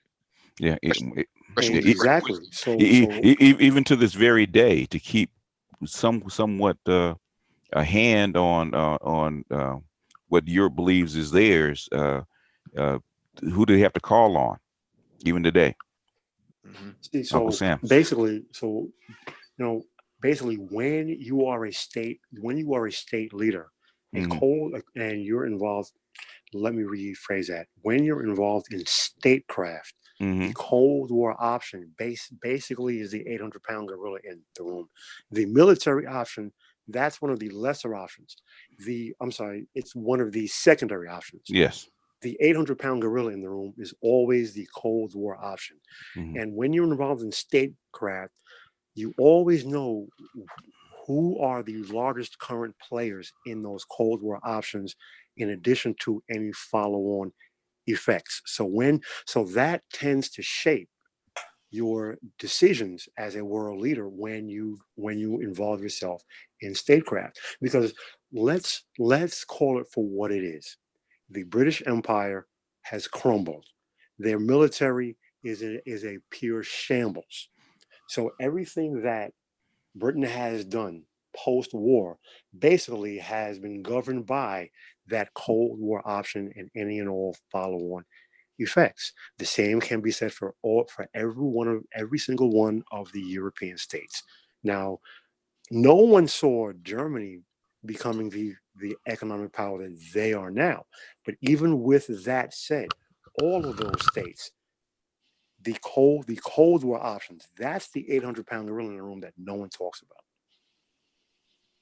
Well, Germany, in the 19th century is almost like the United States twin. They were almost in parallel. So, and what they found out what they really found out that industrial capitalism works a whole lot better under authoritarian rule than it does liberal, which is which makes Germany scary. Karl Marx and them had predicted that Germany was going to be a world power. Can I say something? They knew it, and they are. Hey, Paul, you made a statement that nobody saw Germany coming to the power that it is now. But what could the United States let France and Great Britain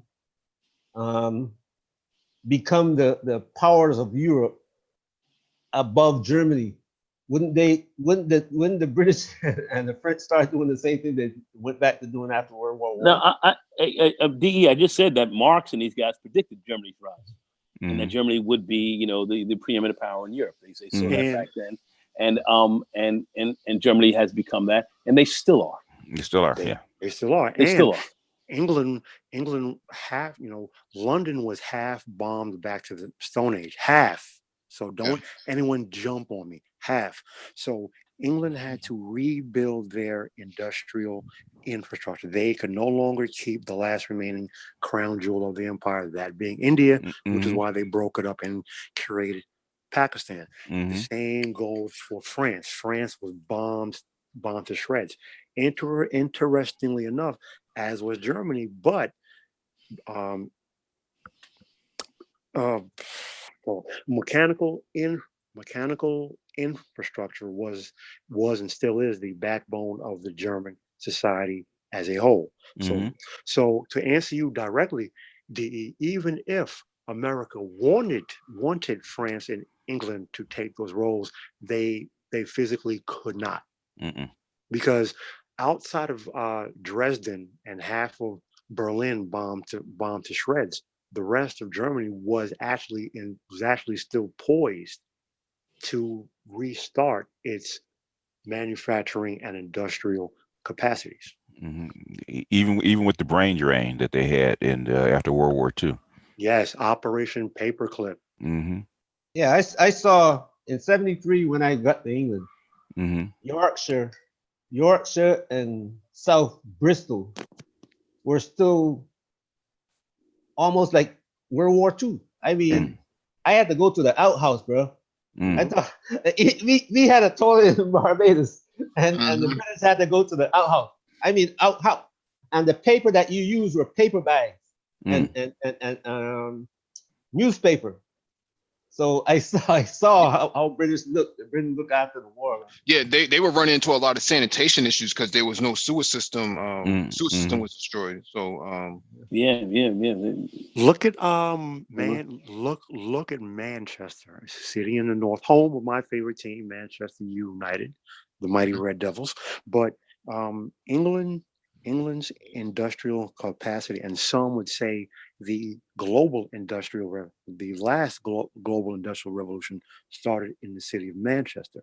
Manchester, Manchester right now is known for being the home of the biggest soccer club on earth.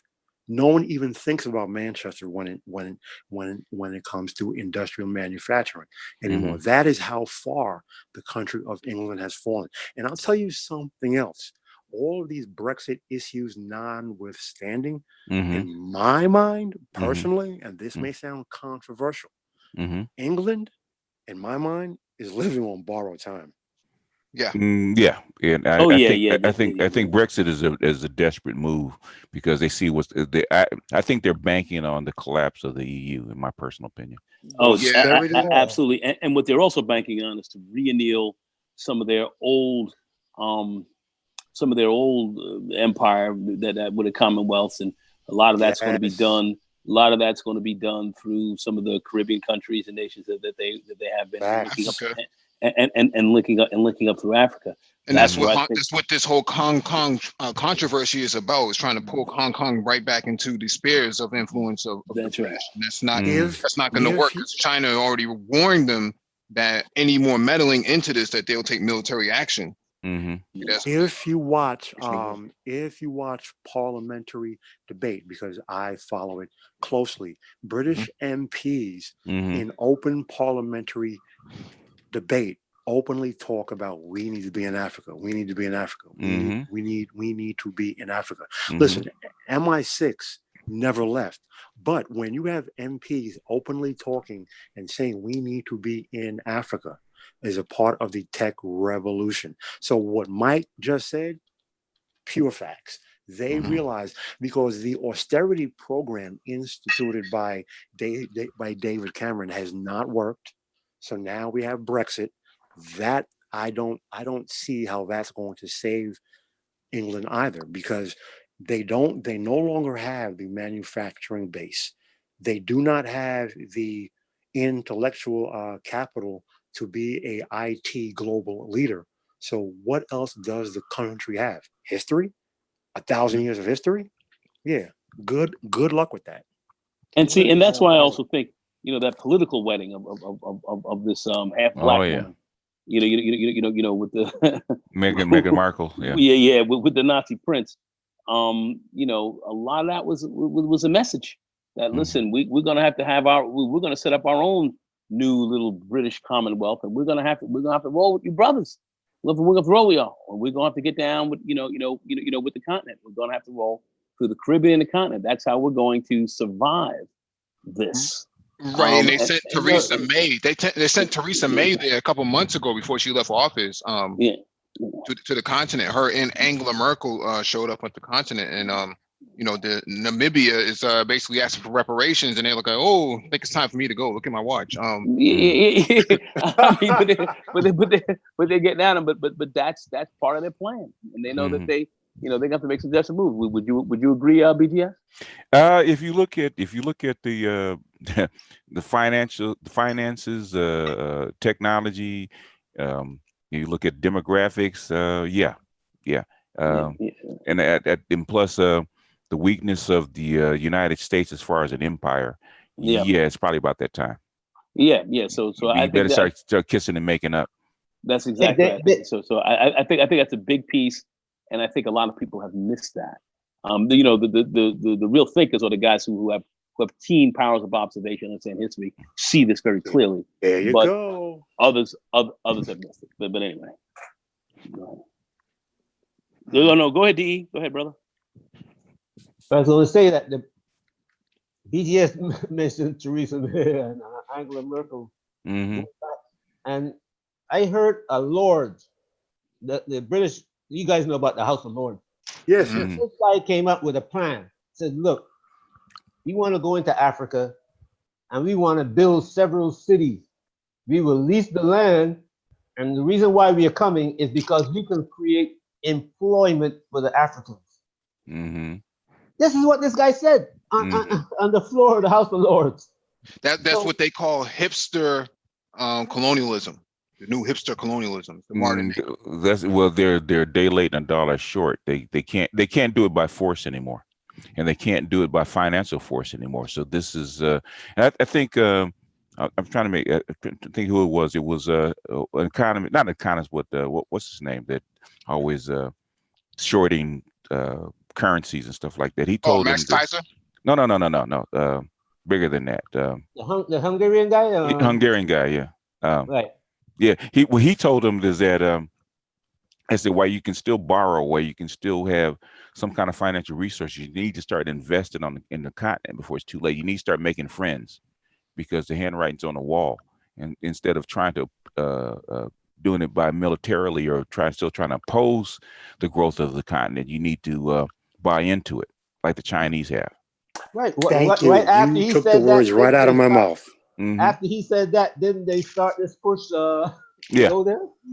Yeah. He said it about a couple of years ago. I'm trying to remember his name. Soros. Soros said it 2 years ago. Right.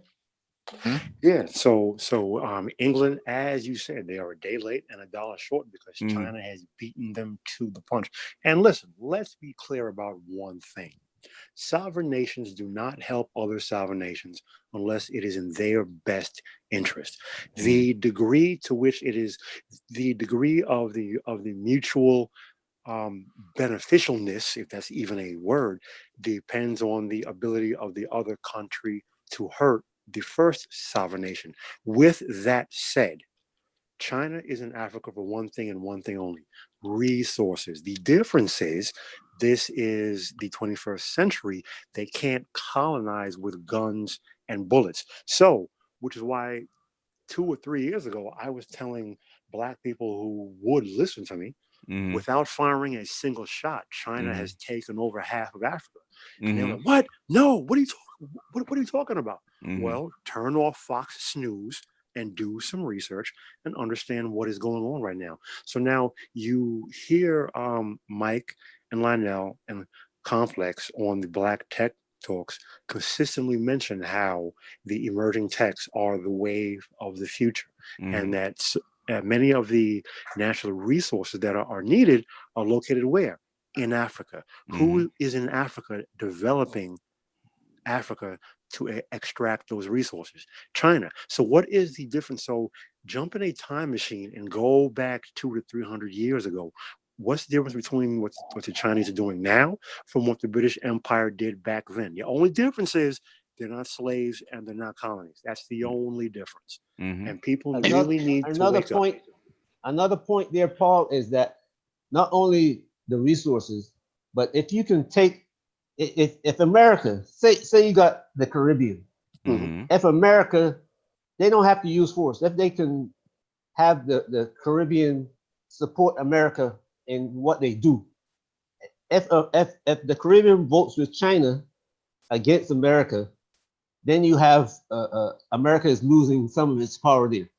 And if you got the nations of Africa, they don't have to fight on your side. all they have to do is abstain from fighting on the other side. Mhm. And that's what China is doing. China is building this Belt and Road system, and everybody thinks that is something else than what it really is. It's China It's a They it's cut them a better another deal. Cold War apparatus. option. They cut them a better China deal. is- Cold right. War option. It's that 800-pound gorilla that I keep talking about. Mhm. It's another Cold War option. Well, to Paul's point, and one point I just want to slightly disagree with is that China doesn't even want to use guns, even if they had to. They don't want to, because that's a bloody situation that they won't win, because the West would actually come in heavy-handedly and take them out. It wouldn't work in that capacity. Plus China, if you look at some of the political talks, dialogues, these forums that they're having, these China-Africa forums, the Chinese actually speak in tongue by saying, you know, our African brothers, our African sisters. Whoa, these are you know, these are Chinese people, you know, Asians talking like this with Africans, and they're kikied up with them with dashikis and stuff, and I find that to be very interesting. A lot of artwork is starting to be posted in a lot of African artwork is starting to be posted in China, and you know, you're starting to see China is inviting a lot of Africans to come get educated there. Russia has opened up a whole entire universities because they have a male demographic issue. Not too many. There's not enough Russian men enrolling in universities, so they're bringing in Africans now. And Mike, that's exactly what I'm saying. It is the Cold War option. You don't need to use direct military action, because you use counterintelligence, and that's what the Chinese are doing. They simply cut them a better deal. Basically, that's exactly it. Instead of getting African resources for pennies on the dollars on the behind the barrel of a gun, China said, we're going to pay you fair market prices, period. Exactly. And they're going to trade you development, trade you what you need. And they're going to look to come in, one time. Establish a certain amount of citizenship, with Chinese as African citizens, and be equal with them. They're playing a whole different mind. Yeah. They come with a different mind game, and it's smarter. It's a lot smarter than the rapacious kind of mayonnaise folks are pulled on the continent for so long. They've learned from that. The Chinese have watched that and learned it. I don't believe the Chinese are any less racist or anything of that nature. I don't believe that. No. I certainly believe that they're highly fucked up. And plus, they don't have the same relationship that Europe has with Africa. Africa is a natural rival for Europe. And the last people they wanted to develop was their rivals. But the Chinese don't have that problem. Exactly. I was just about to say that. So they're playing a different game. China, while Africa has always had the antagonist relationship with Europe, they had a more friendly relationship with China. And people don't realize that China, India, and Africa used to trade a long time ago. The antagonist was between India and China most of the time. Right. Not Africa and China. China had a friendly relationship. Even when China was the Eastern power, they had a friendly relationship with Africa, while Africa always had antagonist relationship with Europe, what we call Europe. The British were so brutal towards them, man. I mean, look at Namibia. Look at the many places they tried to colonize. They left a trail of blood behind. Whereas, the Asians did not do that. And plus, remember, China paid for a lot of the liberation that happened in Africa over the 50s and 60s. So they want a return on their investment. People forget that the North Koreans, flew the MiG fighter jets for Egypt and Syria, and then you had the Vietnamese who actually were on the ground during a lot of the uprisings, helping overthrow some of those colonial masters. So China also played a role, as was Cuba. The enemy of the enemy of my enemy is my friend. Not always, but I do appreciate the sentiment. All right, let's get to chapter 5. LBJ takes over. Lyndon Baines Johnson takes over. Battles with de Gaulle and proposals for reform, 1964 to 1966. So LBJ takes over after Kennedy goes down, and immediately finds himself in the whirlwind and in a bit of a pickle, a dill one at that. And he's stuck. One of the positions that he takes is that he thinks that he can replace gold with uranium and plutonium, and that was not a great, according to his advisors, that was not a great suggestion. And in reality, I think in hindsight now, you probably can say that probably was a better suggestion at the time. Well, he was trying to expand. He was trying to expand the gold supply. There was a limited amount of gold supply. In fact, there was a guy that wrote a book for the Bank of International Settlement, economist called Triffin. He actually showed charts about the United States supplying liquidity for the rest of the world as far as dollars are concerned, and eventually that was going to put a drain on the United States gold stocks. And he showed the chart. He actually wrote a paper in like 1959, and he said that the system that they were under, no matter how well managed, was actually going to be unsustainable. And the things the United States were doing were actually exasperating it. But the thing is, you can't, because the world is growing, and for you to constantly supply liquidity for the growth of the rest of the world, because you are the reserve currency, that eventually you're going to have to delink gold from the use of the currency. That's what he was saying way back then. Yeah, so they knew. They certainly do. And Johnson was actually trying to really head that off, and he was looking at that and other metals as well. Almost like bringing back almost the pound sterling and so forth. That the Brits were actually using, and that ultimately came on the fire and was shot down. I really thought looking at that time, some pretty bad. I don't know. But de Gaulle wasn't having it though. No, de Gaulle was that because they ended up pressing us to get off of that.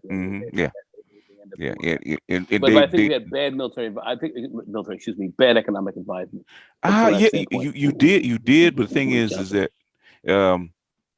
eventually, and I think de Gaulle knew it. Eventually, they're going to have to force the United States off the gold standard. And once they pushed off the gold standard, de Gaulle thought that then you would actually severely reduce United States power in the rest of the world as far as becoming an economic hegemon. In his mind. And well, he saw it, and he saw the spending we were doing. They looked at what we were doing, and especially the military spending that we had. And de Gaulle was smart, understanding that they had gotten out of Vietnam and knew what that was all about. And then here we go full on into it. And they knew that we were going to press a lot of dollars and a lot of men in there, and we were not going to get the result that we wanted. They had already anticipated that this was going to be a bad political and economic situation for the United States, of which he was dead right about. And plus, you go back to the Suez thing, and this bad blood was already there. That's right. Yeah. Well, just to add that on, but they were also looking at that Vietnam situation, of which they warned us not to get involved in as well, and we did it anyhow. They warned Eisenhower. They warned Eisenhower. They warned Eisenhower. They warned LBJ. Nobody listened. And Kennedy tried to pull out of there. Kennedy started pulling back, and then you saw his head come apart, and then they brought Johnson in, and he pushed it. And the rest is history. Yeah. But see, that's the thing when you have. Now, see, here's the thing that I've always kind of questioned, and I ask this question to everyone on the panel right now. Is it so much, because I'm clear, as you've heard me say, it's the powers that be that pull all of the strings. So is it so much the war hawk generals, or is it more so these wealthy masters who are pulling their strings?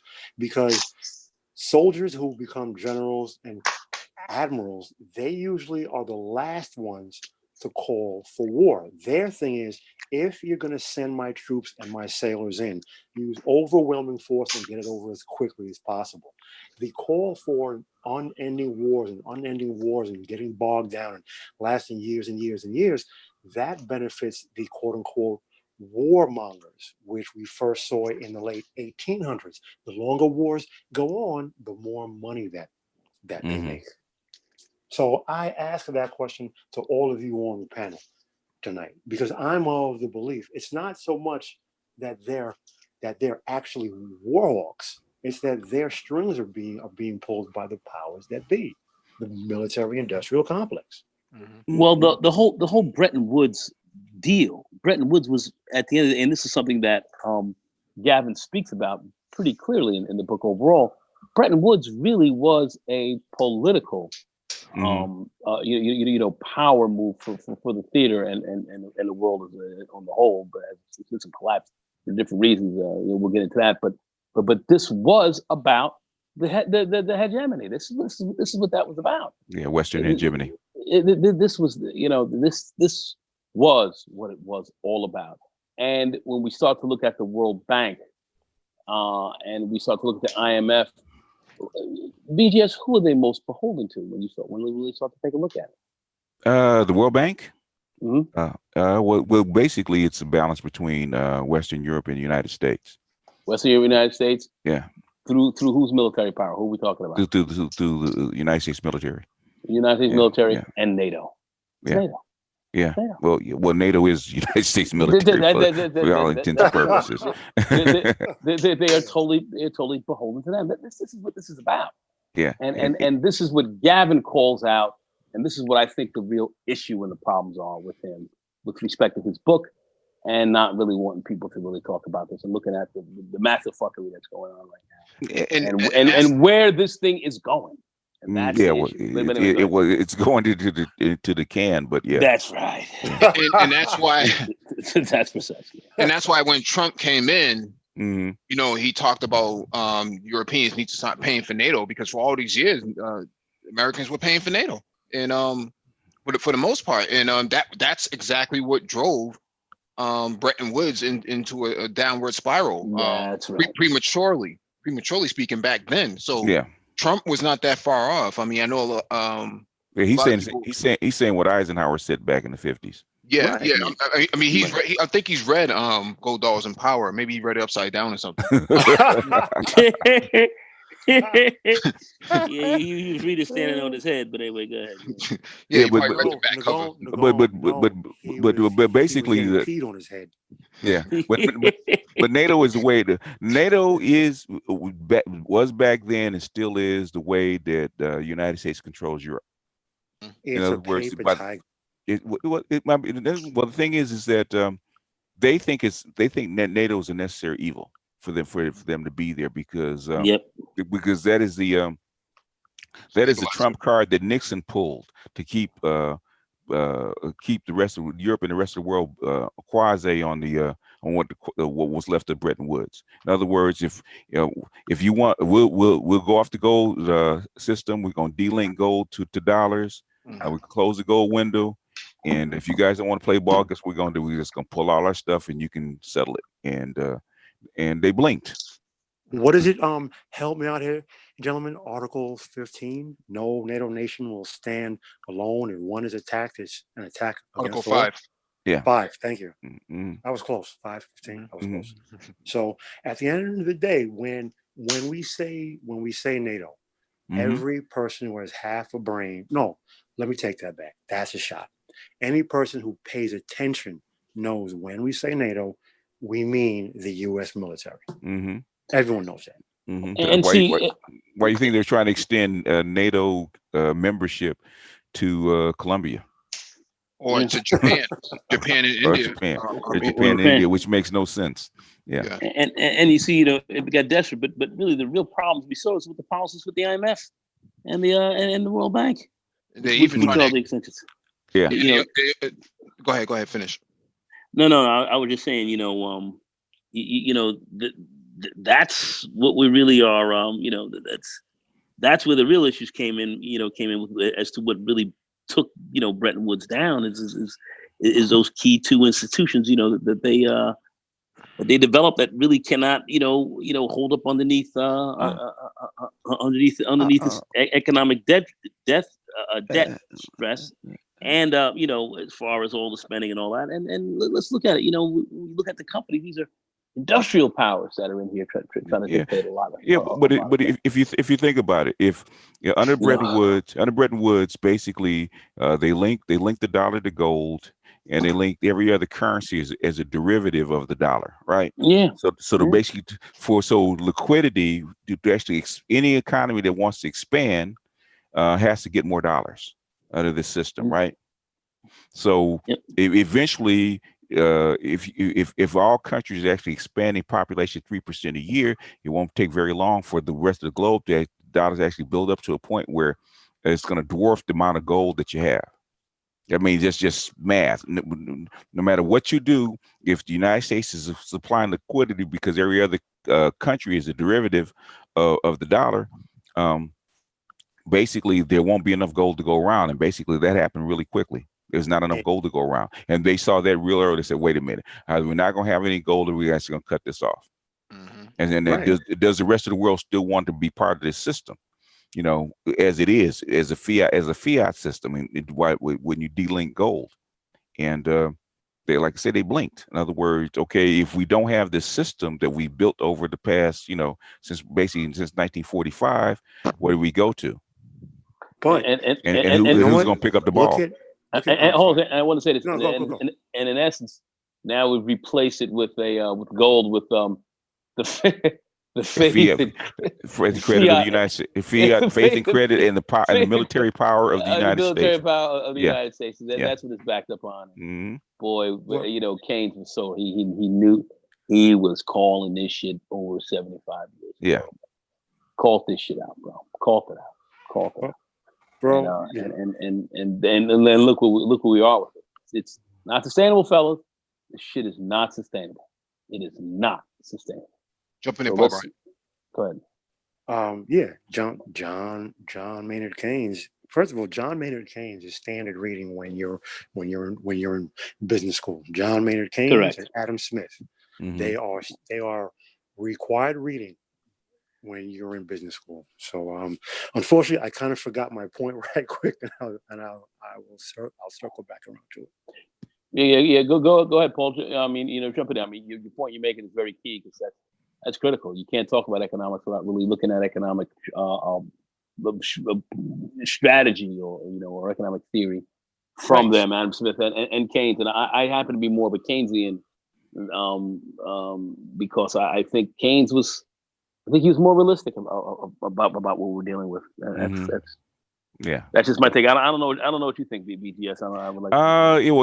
Keynes is probably more realistic and realistic for the environment that we're in, because even then Ahmed, Leopold Ahmed, when he wrote Lords of Finance, he was actually saying the same thing.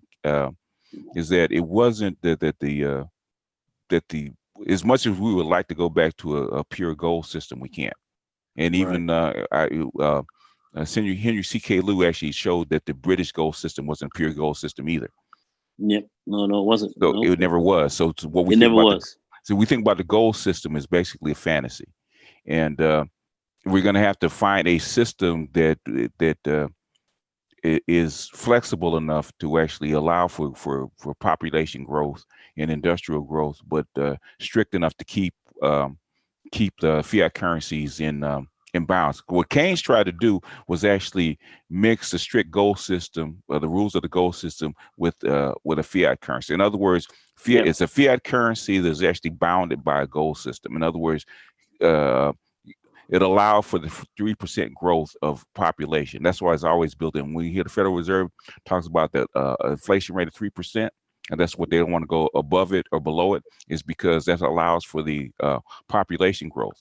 And the reason that even now, where they've lowered the inflation growth to 2% is reflect of what the population, the slowing of the population growth in the United States. Exactly. So basically, well, when we talk about the inflation rate that's tied to the economy, they don't talk about it, but it's actually reflect the increase of people inside the population. They have to inflate the pie enough to actually give people slices of it. And exactly.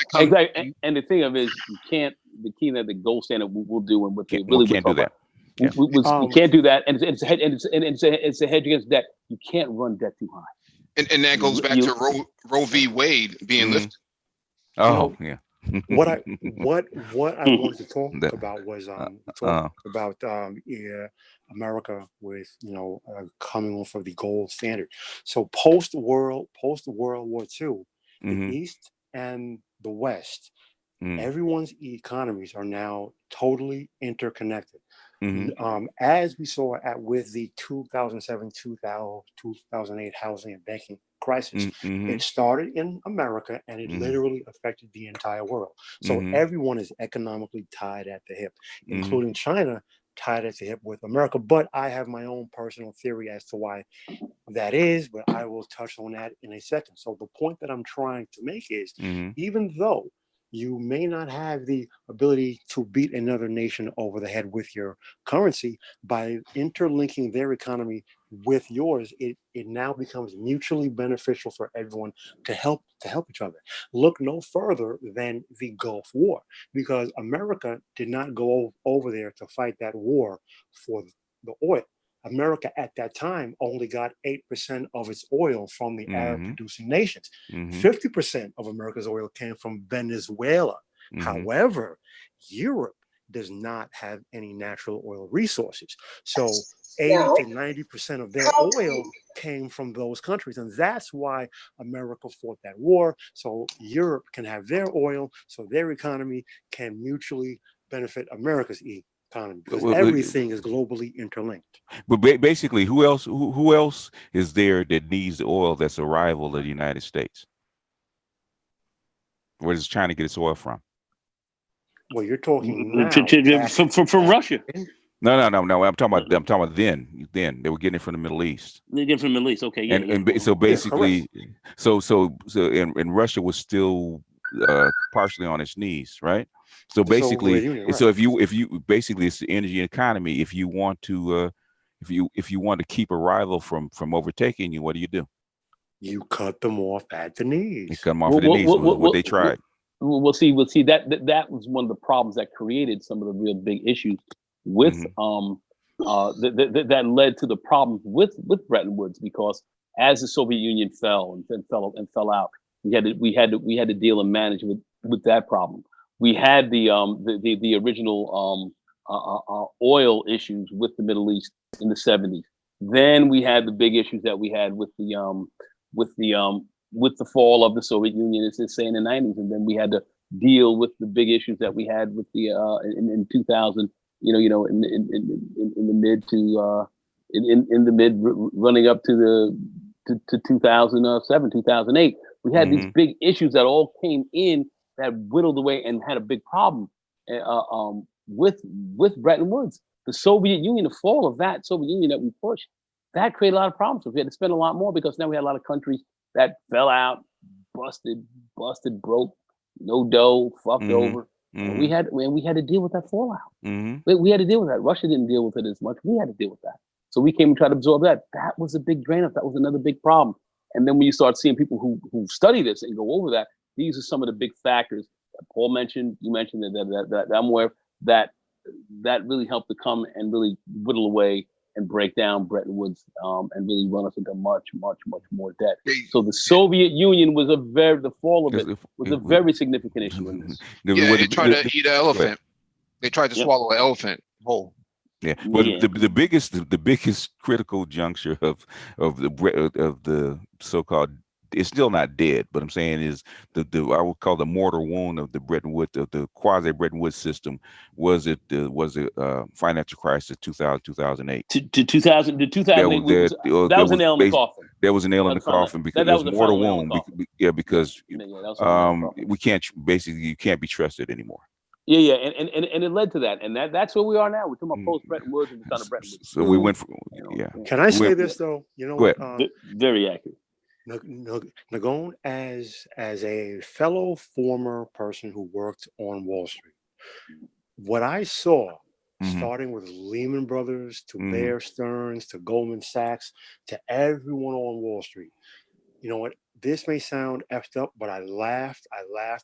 And the reason why I laughed was because when I saw these firms falling like dominoes, and if you truly understood what credit default swaps are or were, and you understand how the economic system and how these firms were artificially propped up, and how people did not do jail time, and people lost their homes, and everything continued on, and too big to fail. I just, you know what?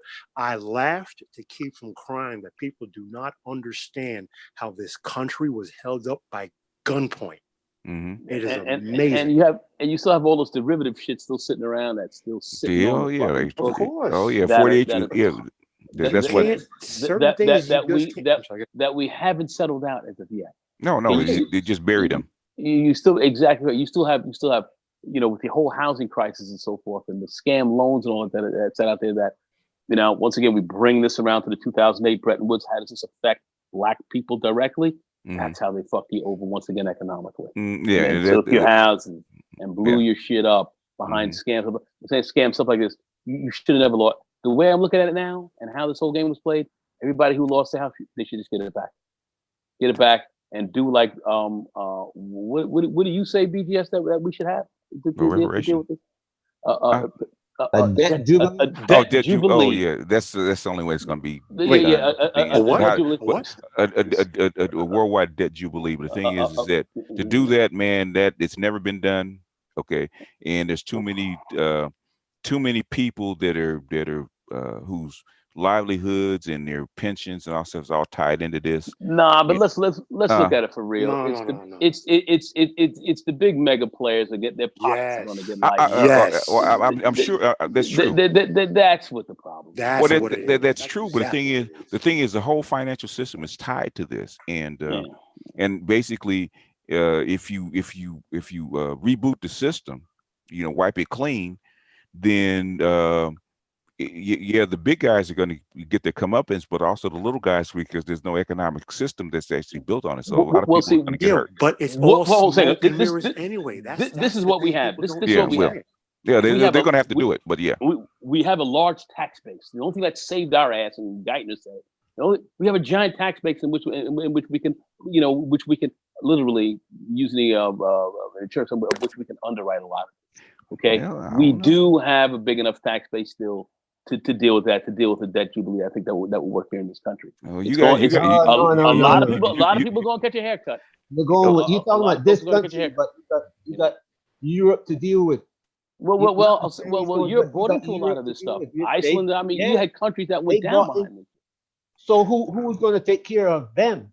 And we're going to have to take care of it. But with this debt jubilee, we're going to have an international kind of deal with ourselves and some of the other key European countries, Germany and so forth, and really come up with an economic plan that we can that we're going to have to underwrite. We're going to have to underwrite some of this. I don't see that happening.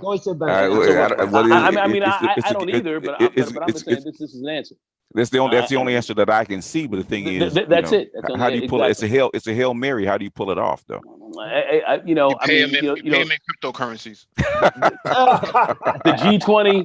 The G20's got to come in, and we got to sit back. Even though the G20 doesn't set policy, that's it. They don't set policy. We're gonna have to really jump in here and really get on top of this, because anybody who's on top of this knows that this thing is going to crash. What happens then? Mike, it would be like you going to work and all of a sudden they get rid of the old operating system and they go into a new untried operating system. Yeah. Oh joy. Well, they already do that with these software updates, man. Breaking everything. Oh joy. You know what? Well, you know what? I'll say this. Yes, I understand why you made the analogy that you just made, but realistically, the thing with that jubilee is that this global economy, everybody talks about America, but realistically, the entire world, the driving force is debt. So once you remove that debt, those people who sit at the very top of the pyramid, at the very top of the food chain, they lose their leverage. So much of their wealth, even beyond their material wealth, so much of their non-corporeal wealth is generated by everyone else's debt. If you remove that, you literally wipe out trillions upon tens of trillions of their wealth. They're gonna have to take a hair. They're gonna have to pay for this. See, that's the thing. All this goes back to the Rooseveltian era when Roosevelt said, "Listen, this is what's going down, people. All right, you got to get the big rich guys. You're gonna have to underwrite this shit, because if you don't, these guys that are sitting down there in the valley getting all torn out the frame, you sitting on the mountain, they're gonna climb here and tear all you motherfuckers." So, and they did that to save the system that existed. Exactly, and we are going to have to do it one more again. Yeah, but at that time, those guys were willing to sit down and talk, even though they were forced into that position. They say, "Okay, let's do it." Yeah. But today's people. You had a lot of people who fought against it too, and those are the people that have maintained their power since those days, and they're in power now, fucking this shit up the way it is. Those are the people who didn't agree with the Rooseveltians back then, and they're in power now. This is what we've got. The thing is, D, what you don't understand, that the debt jubilee and the UBI is not the common person's idea. This is their idea because they see what's coming.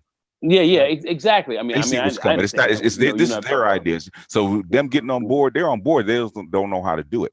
Yeah, but I think they're going to be forced to do it. We're not going to have a choice. Is what I'm saying. Yeah, you and I have spoken on this. We talk about that. In other words, this is not coming from the valley. This is coming from on high, because they see what's coming. In other words, this system that they've taken advantage of for the last couple hundred years is unsustainable.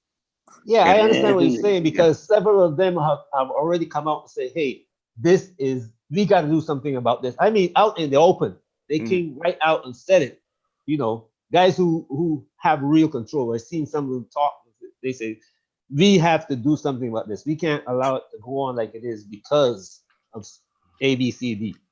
And D, I just want to say this very quickly. The 2008 crash, a lot of that was on our backs. Many Afro-Americans, we were the ones who got the fucking scam loans and the predatory loans and all this kind of stuff like that. And then we lost a lot underneath that. That shit was on us. It was on our backs. Okay, we got hurt the hardest in that. So we've got a big interest in this. Okay, just to bring it home, just to bring this bad boy home one more year. All right, that's. I just want to stress that point. Anyway, go ahead. All right, I want to get to this next chapter. Chapter 6, defend Europe or the dollar, money and security, 1967. United States already got themselves into a pickle with Vietnam. Cold War was emerging. The space race was emerging. NASA versus the cosmonauts. Civil rights and civil rights movement, free love, and all the other funny stuff that was going on back then. What you guys take on that? We'll start first. Do you protect your domestic economy and your dollar and the worth of your currency, or do you hold on to power? Basically, defend Europe or the global empire that you built, or do you withdraw your claws and actually protect your currency and your dollar? Which one are you going to choose?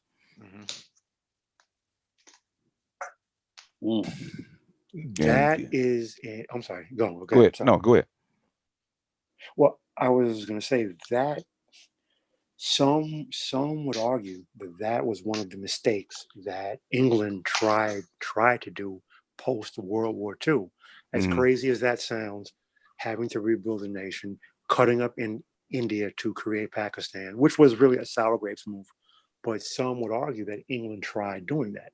Now, several different ways to look at this issue before saying where I stand on it. On its merits, one would have to look at, do you protect your global empire, as you said, or do you protect your own currency and look after your own backyard? The issue is, we're not even going to talk about common sense. The issue is, people in power tend not to make the most rational decisions all of the time. So they tend to make decisions where they say, okay, how can I leverage this? How can I do both? What ways can I do both? If I have to, can I rob Peter to pay Paul to somehow shift between the two while trying to juggle both balls in the air at the same time? So history shows how that's worked out on both sides, positively and negatively. So I would posit that arguments can be made either side of that issue. Yeah, that was the dilemma. Which one do you hold on to? And they thought they did think they could do both. They did think they could do both. Yeah. But in 60, when the pound, the British pound actually started, that actually made the decision for them. Yeah. It's funny because we're talking about, do you maintain your global empire or look after your own backyard? Because in the 70s and the 80s, when Germany started to emerge as the economic powerhouse that it presently is, and the EU was formed, and they said, listen, we need a unified currency. We need a euro. It will not work without the Deutschmark. Germany, here's the thing. Some resisted, some pushed for it. Some will say Germany publicly was for it. Many were against it. Some will say Germany, they pushed it. At the end of the day, the euro, in fact, the EU cannot exist without the economic powerhouse that is Germany. So again, there are many different ways to look at this question. Go. Yeah. What was the question again? I'm sorry. I just had I was being diverted here for a second. Could you just reiterate this very quickly, Mike? We're talking about defend Europe or defend the dollar, money and security, 1964 to 1967.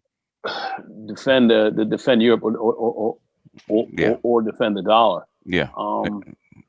My view, they're talking about defending Europe. I'm all about trying to defend the dollar. You want to defend your currency. I believe it's on Europe now to really start to defend themselves, and that's kind of the position Gavin was kind of I'm looking at. But to defend your currency and defend your you have to basically pull out of your adventure in Vietnam, pull NATO back, which is something they had been talking about because it's getting critical. I think by that time you had over half of your gold reserves were gone. Exactly. That was the big problem. We started out with 2/3 of the gold reserve that we owned, after the war, and we came up and half our gold reserves were gone. But by this time, and then we were going to ultimately have to. This is before, but we're going to have to vacate the system because of what we were doing. And at the end of the day, it wasn't sustainable. It didn't make sense. So at the end of the day, yes, you want to preserve your currency over trying to just to preserve Europe. That's our mistake. In fact, the question was just asked to Powell.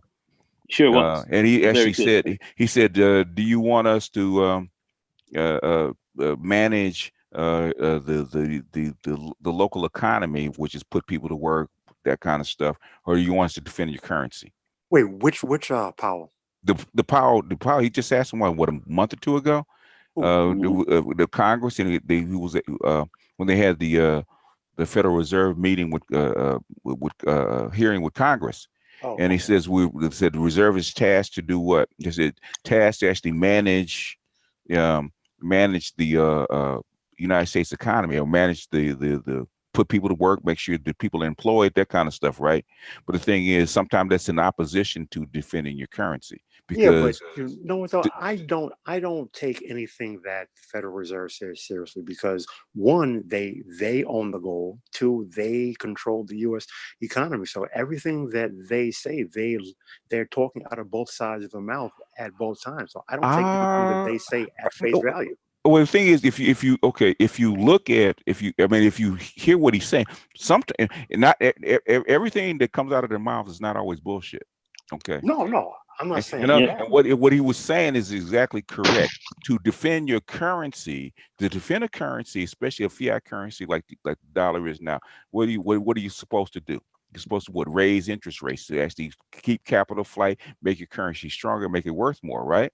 Right. But if you raise the interest rates, what are you going to do to a weak economy? You're going to do what?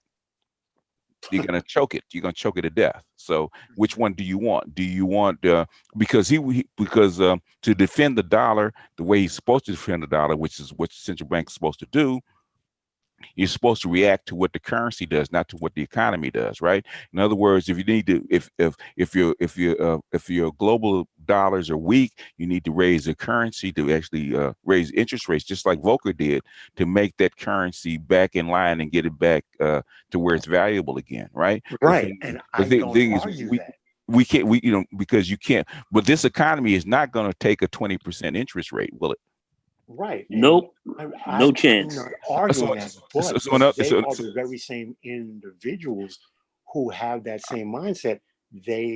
Realistically, what they're saying is accurate. You always want to protect your currency. However, these are the very same individuals who have that mindset.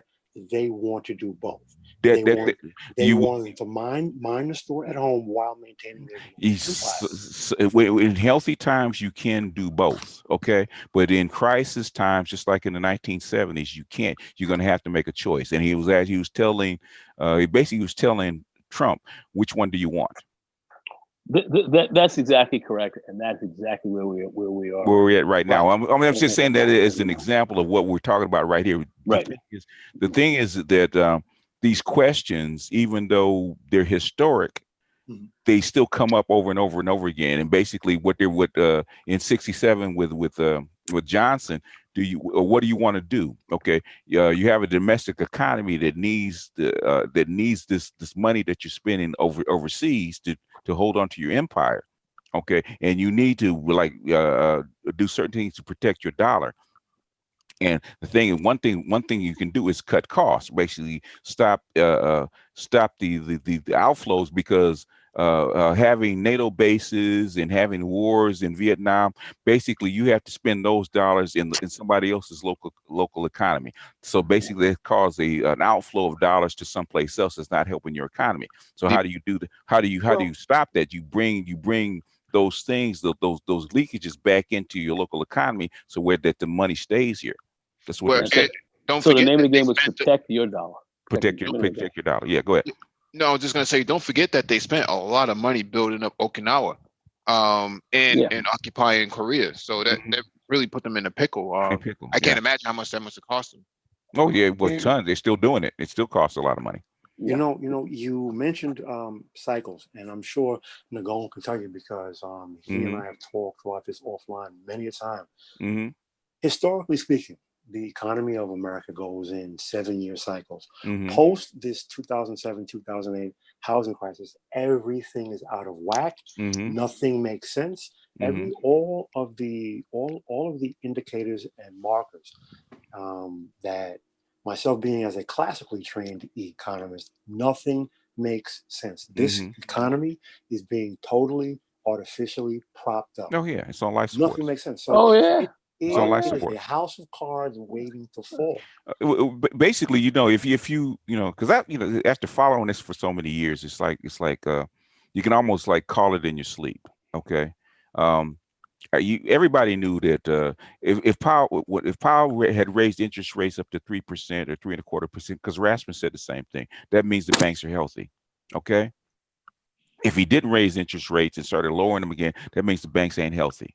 And Deutsche Bank's scandal that we just had actually uncovered the reason that he couldn't raise interest rates is because those debts that they incurred that are still contained inside these banks are still there. They haven't gotten rid of them. In fact, the debt is increased. It's increased.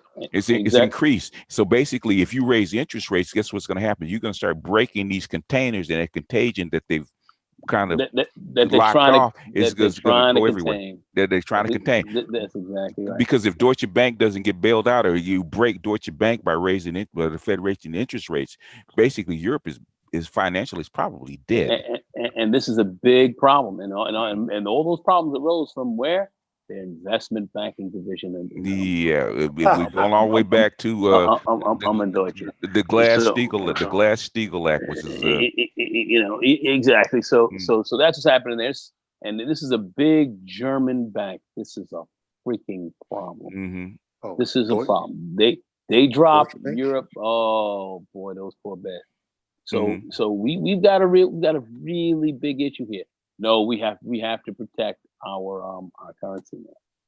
Well, we'll Gotta see. protect Wait, it. wait, time out. You mentioned Glass-Steagall. That just separates banks from investment firms. Yeah, exactly. Mhm. So because what do you think caused? Why do you think they did it in the first place? Because that I know because why they did it. because in other words, that caused a Great Depression. So basically, they thought that a modern economy, we don't need that firewall anymore, because the contagion that could be capped off in the investment world and handled. We don't need anymore, because with the modern economy, the way it's situated, it can actually handle it. And guess what? They took the firewall away, and it wasn't even 10 years later. Well, yeah, correct. Correct. So, People, anyone who knows that yeah. that imaginary wall between banks and investment firms, Mhm. really, that wall is really commercial banks versus investment banks. Really, that line is it is a very thin line now. Glass-Steagall is still there, but that Is it line really? between banks and investments, it's But see there? that was a whole issue why they were laughing at Mhm. Glass-Steagall, because they were saying Glass-Steagall was supposed to do this, and in fact, in the de facto way, it didn't do shit. They Right. started Glass-Steagall? operating exactly like a bank, and that's why we got where we Exactly. are right now. Yeah. So Glass-Steagall was a joke. You got to look at what really happened here, and the Right. capital crimes that went on. Since you don't have an organ to literally convict or prosecute people at this Mhm. level, is as to why this thing is Glass-Steagall is like a cop. Cops Yeah. aren't out there to actually keep criminals from being criminals, to keep honest people honest. Yeah, Yeah. and yet, like most cops can't walk up into a big Wall Street firm and cuff the president of. Yeah, but the thing is they can't do but it. the thing is to rein in so that investment banks and regular banking systems don't go too far. Yeah, okay. Let me ask you something. How's that working? Well, the thing is, Glass-Steagall got ended in 99. Yeah, It was just repealed, yeah, and exactly. as soon as it was repealed, everything went off the rails. Everything went off the rail. Mhm. But like It I said, got repealed, and they tried to actually reinstitute something, a quasi Glass-Steagall, which was Dodd-Frank, which was what Dodd-Frank was just a shadow of what Glass-Steagall was. Glass-Steagall was actually very, very harsh, and they would come down on you for commercial banks for actually violating that. And they shut it down. They had Right. from They their had to. standpoint, they had to.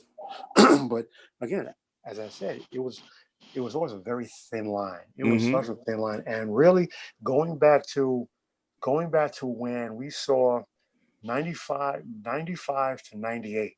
In fact, I would say 95 to 99 was a watershed time, because Nicole can tell you that's when we saw the largest amount of IPOs, the largest amount of deals coming, the largest amount of mergers, VC firms. It was, so the writing was all on the wall that this was coming to an end, because sitting in my office every day watching CNBC, they were saying Glass-Steagall, does it still have a place in modern Wall Street? Yeah, Street? you got So and the you handwriting did. is on the wall from back then. And would you find so you think it's like somebody walks in, everybody tells you, okay, don't touch this, right? Well, what does it do? Well, don't worry about what it does. It's been there for 100 years, but don't touch it. We never touch it, because they told us something bad will happen if we touch it. Remember that Twilight Zone thing with the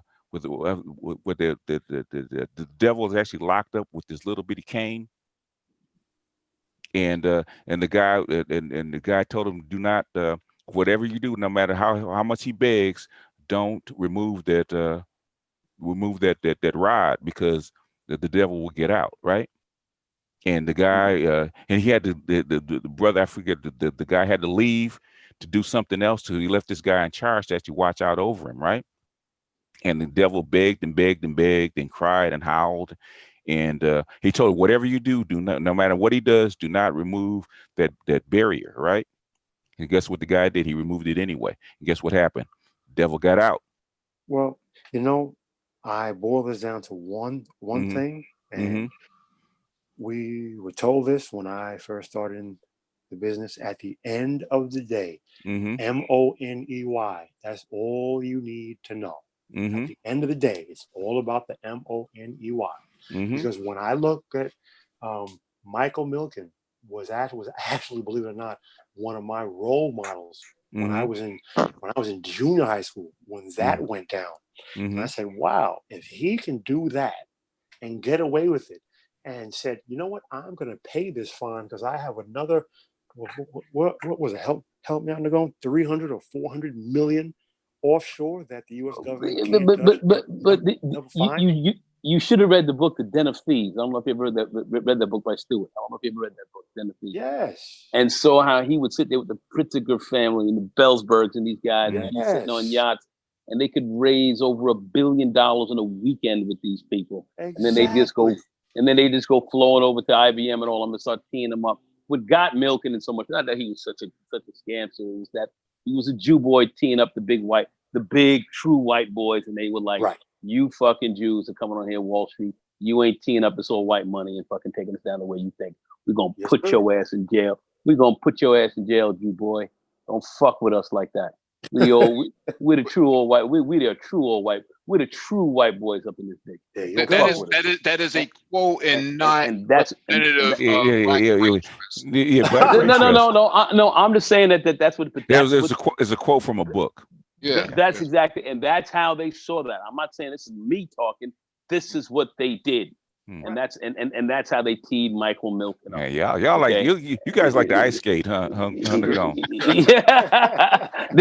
Okay, so it was the Jewish players teeing up IBM and Conoco and all those companies like that were not run by them, green mailing them and doing all that, and they were like, oh no, and then they could go up there with their very wealthy Jewish partners, if you will, with their junk bonds, and have them come in here and raise $1 billion in 2 days and then start teeing people up.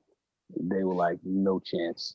No chance. You ain't gonna get away with that for too long. So I just want to bring some reality to that. Okay. Yeah. So intimately knowledgeable of this. Anyway, go ahead.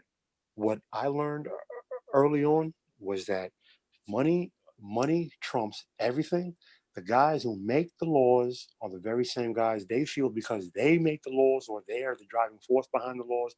They don't apply to them. And I remember because I was in high school when the movie Wall Street came out, and when Michael Douglas said greed is good.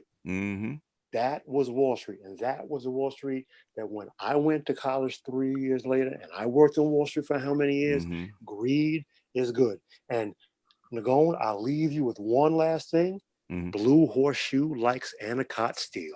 That's true. But the thing is, what happens when there's a pharaoh that doesn't know Joseph? Put everybody in it. Anyway, go ahead. I'm sorry. And so basically that you have the rebellion of the what Mao called the third world. That's what we're looking at now. Yeah. In other words, facts. In other words, you guys ain't in charge. In other words, you guys won't be in charge anymore for much longer. That's what they're saying. That's right. China has completely changed the game. They completely changed the game. Now, personally, since I did say this earlier that I would find a way to circle right back around to it, this is only my personal theory from everything that I have looked at from, I want to say 2003, 2004. I am of the opinion, the overriding and overarching ideology over in China is that China wants to become an economic power in every right, the same way that the United States has or is. They realize that they do not want to wait 30, 40, or 50 years. They want to do it ASAP. So I am of the opinion China tied themselves at the hip economically with the United States. So it is in their best interest for the United States to economically thrive. The reason they did this was to accelerate their development to where they get to a point where they no longer need the United States. Then they will uncouple themselves from America and then say, okay, we are the other bully on the block. That's just my personal theory. Okay, this is go ahead, Mike. No, I just wanted. We got two more chapters to go through. I was going to reply real quickly Go ahead. because this is I've been studying this since 1994, right? Yeah, specifically from the perspective of China. Basically, China didn't accelerate this; United States did. In other words, China was perfectly willing to wait to take over. But the thing is, United States, because they saw the right hand right on the wall, they're trying to intervene. So every time they try to intervene, they actually accelerate the process instead of retarding the process. But we can talk about that another time. So defend Europe or defend the dollar, and I wonder what would have happened if the U.S. Pulled out and said we're not going to defend Europe anymore. You guys are on your own. The consequence would have been. I think half of Europe probably would have been taken over by the Soviet Union, and if not, eventually Germany probably rebuilds, and we probably have a mess in Europe right now. I really do. I think so, but nobody knows. Yeah, but I think the Soviet Union would have sped up their demise because they wouldn't have been able to afford to occupy those areas as well as to actually help develop it. They were kind of running on lean themselves. Yeah, because reality, the Soviet Union imploded. Yeah. The reality, Germany was going to be the player. That's how that was going down. Germany was going to be the big player on the European stage, like they are now. You can't talk about development of Europe without Germany, and that's been the case for the last 200 years, and that's where we're at. The thing is, they've been dependent on NATO to actually keep the peace in that region for since 1945. What happens if you remove it prematurely? Nobody knows. That's how come when we talk about revisionist history, it's really difficult to actually say what would happen. Thank you. It's hypotheticals. It's hypothetical, and basically, there's so many factors that go into it. The rise of communism, the rise of the Soviet Union, the fact that they were fresh out of World War II. And we did that prematurely the first time with after World War I. We kind of like got out of it, had hands off. Guess what happened? We got back into it like 10 years later. Also, you know what? Look at the Soviet Union. Their military technology, specifically for radar and for jets. So Sukhoi and MiGs were and still are superior jets to anything from Boeing and Lockheed. What has held them back? Russia did not have the industrial infrastructure to mass produce them. The thrust vectoring of the F-22 Raptor, that was stolen from Sukhoi. They invented that. So they're still producing superior jets. So what happens what if the Soviet takes over Germany? But see now, here come the hypotheticals, because Germany had the industrial infrastructure. The problem there being is what you yourself just said. There are so many other follow-on variables that it's too hypothetical to say, well, it would have been this.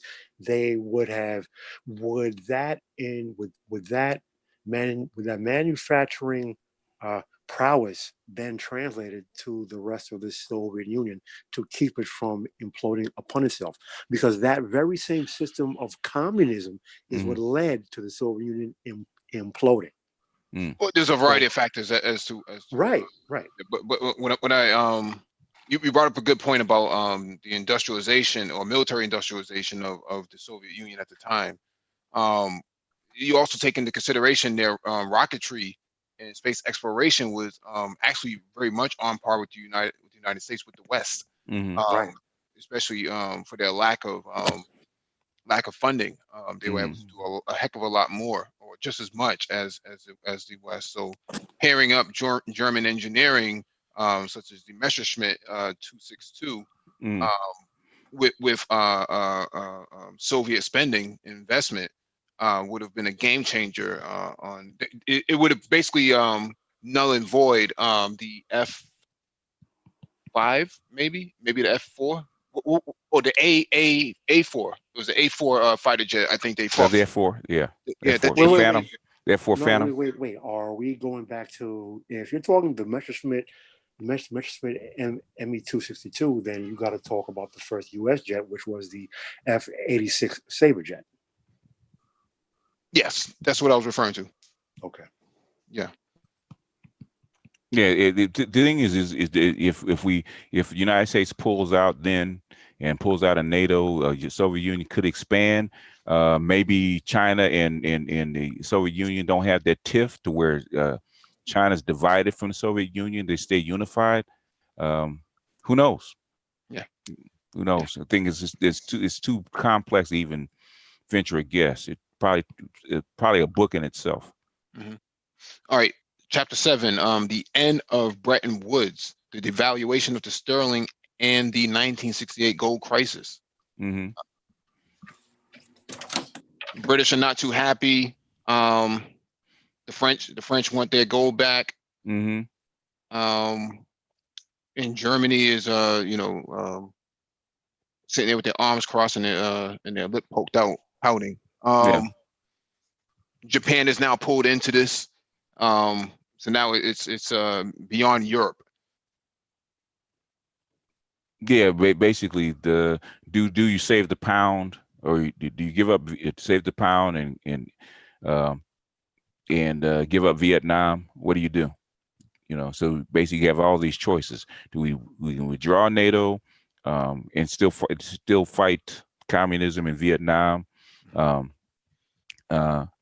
But your obligation is to actually save the pound because you're in charge of this infrastructure.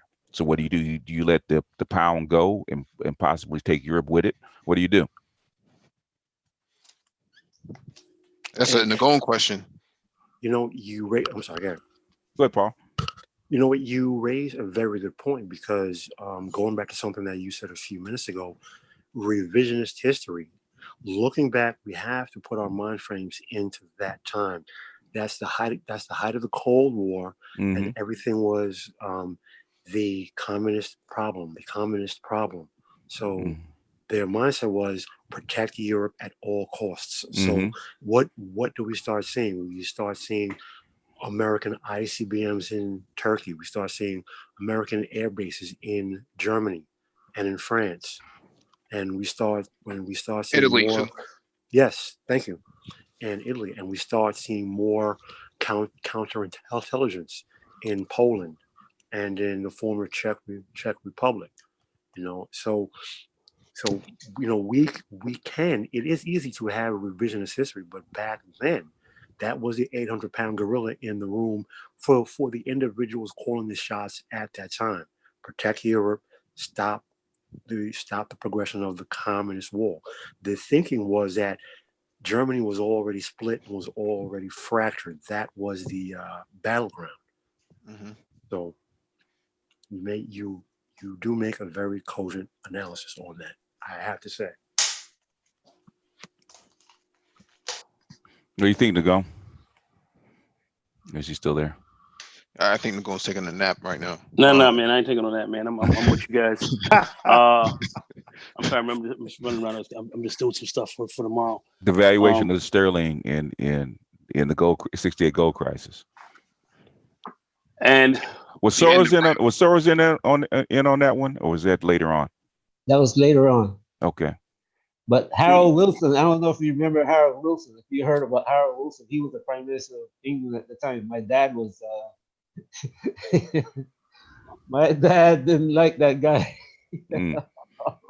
He's a laborite, and at that time, labor was big because the coal mines and all the mines were government owned, and supporting the economy and all that. And Harold Wilson didn't want to do what Thatcher did, and the U.S. wanted him to do that. Mm-hmm. Well, my dad was telling me, how foolish. But my dad wasn't a laborite, but he was telling me how foolish how Wilson is and all that. He was staunch conservative, huh? Yeah, my boy. And up to when my dad died, I used to argue with him. He said, "Look, what Margaret Thatcher did was take away your livelihood. Serious, because well, some of the things that he did living in England, you know, like a lot of people from Caribbean, they went up there, they couldn't find any place to live, so they actually end up buying houses together. Some of them, one person would build, just like what you see the Arab would do or African would do in America. One person would come and buy a house, and 10 of them live in that house together till one moves out, go buy another one, another 10 live with him. You know, that's the way it was for Caribbean people at the time living in England, because you would go to somebody's house, they have the big ads. Same thing in America, you know, when you get there, it says, we don't rent to Negroes. No Irish, no Negroes, and no dogs. Wow. Wow. Okay. I'm not kidding you. This is, when I hear I know. yes talk about going on in America, I sit down and laugh because I seen this stuff. Yeah, they had open redlining. Yeah, I seen this stuff. So you have one guy buy a house, you know, and everybody lives together and so forth, so forth. But you know, and there's some places that you couldn't even go at all. Period. Because they had a gang up there called the Dutchy Boys. That Dusty Boys? Dutchy. Oh, okay. Dusty Beta Male Coon. Hold on a second. Something similar. Yeah. Similar. Did you guys ask me about the pound sterling as to why as to why we didn't want to use that why did we decide to protect it? Why did we decide to protect it? Ultimately, Johnson decided to protect the pound sterling in 67 and 68. Yeah, well, I mean, you know, that's something that Johnson that was something that Johnson wanted to. He wanted to look at other metals besides just gold to back the system up. Yeah, so that was the British system before, their financial system to a large extent was based not only on gold but the pound sterling as well. So that was something that we definitely wanted to back up and to continue. That Johnson wanted other metals as well. So Johnson was looking at a lot of things. So it was a short-term answer to some of the problems that we had. I think that's something that we kind of had to look at and we kind of had to get involved with because of look at the conditions that we were in. But the thing that we were not going to be able to get around was the immense amount of spending that we were getting involved with, the immense amount of debt that we were running up on, and that's just what took us out. At the end of the day, that's what fucked us. That's what fucked us up. Pardon the expression. In fact, at the time I was reading the book, years ago, I actually went back and looked at the Vietnam War during the time and troop withdrawals, and it was actually the British pound sterling crisis actually started the troop withdrawals in 67. Going through 68, so that was the biggest factor in troop withdrawals as far as Vietnam. It was the sterling crisis. But that's exactly it, and that's the issue that that we had, and you have to look at what was going on then, and I know just how Gavin was dealing with it, but just looking at what we were dealing with, and I try to really simplify this. The amount of spending that we had, and then my gosh, look what happened in the 70s after Johnson left, and then Nixon, and then what Carter got his hands on, and he had no ability to handle what was happening. But we were putting ourselves in a very bad way. Then you hit it right in the head as far as the sterling crisis really affecting the troop withdrawals and all. It was just we were making just such bad moves during that period. But once again, your man Keynes and all that who predicted all this before was right, and it just that's something that keeps steady throughout the book. That just keeps the book's not a long book, but it's just steady across. I mean, can I ask you a question when you're ready? Did you see that the same? Did you see that as the same BGS or? Yeah. Basically, it was that pull between your currency and your domestic spending and basically controlling your empire, and also, what you with the outlay. And there was always that back and forth. When do we pull back? How much should we expand? How much money should we spend externally to actually keep this empire that we just inherited? Go ahead, Paul. Dagon, I remember President Carter being president, but I was really too young to understand what was going on. From the oil crisis to the Iranian embassy crisis. But was Carter really all that bad? I mean, I was like, what, 8 years old when his last year in? He wasn't that bad. He wasn't bad. He inherited, the cost of the war and all this that had come up, the oil crisis, all these things had hit. And these were the things that affected greatly the, like I said, the oil crisis, the Vietnam War and these were problems that affected Bretton Woods.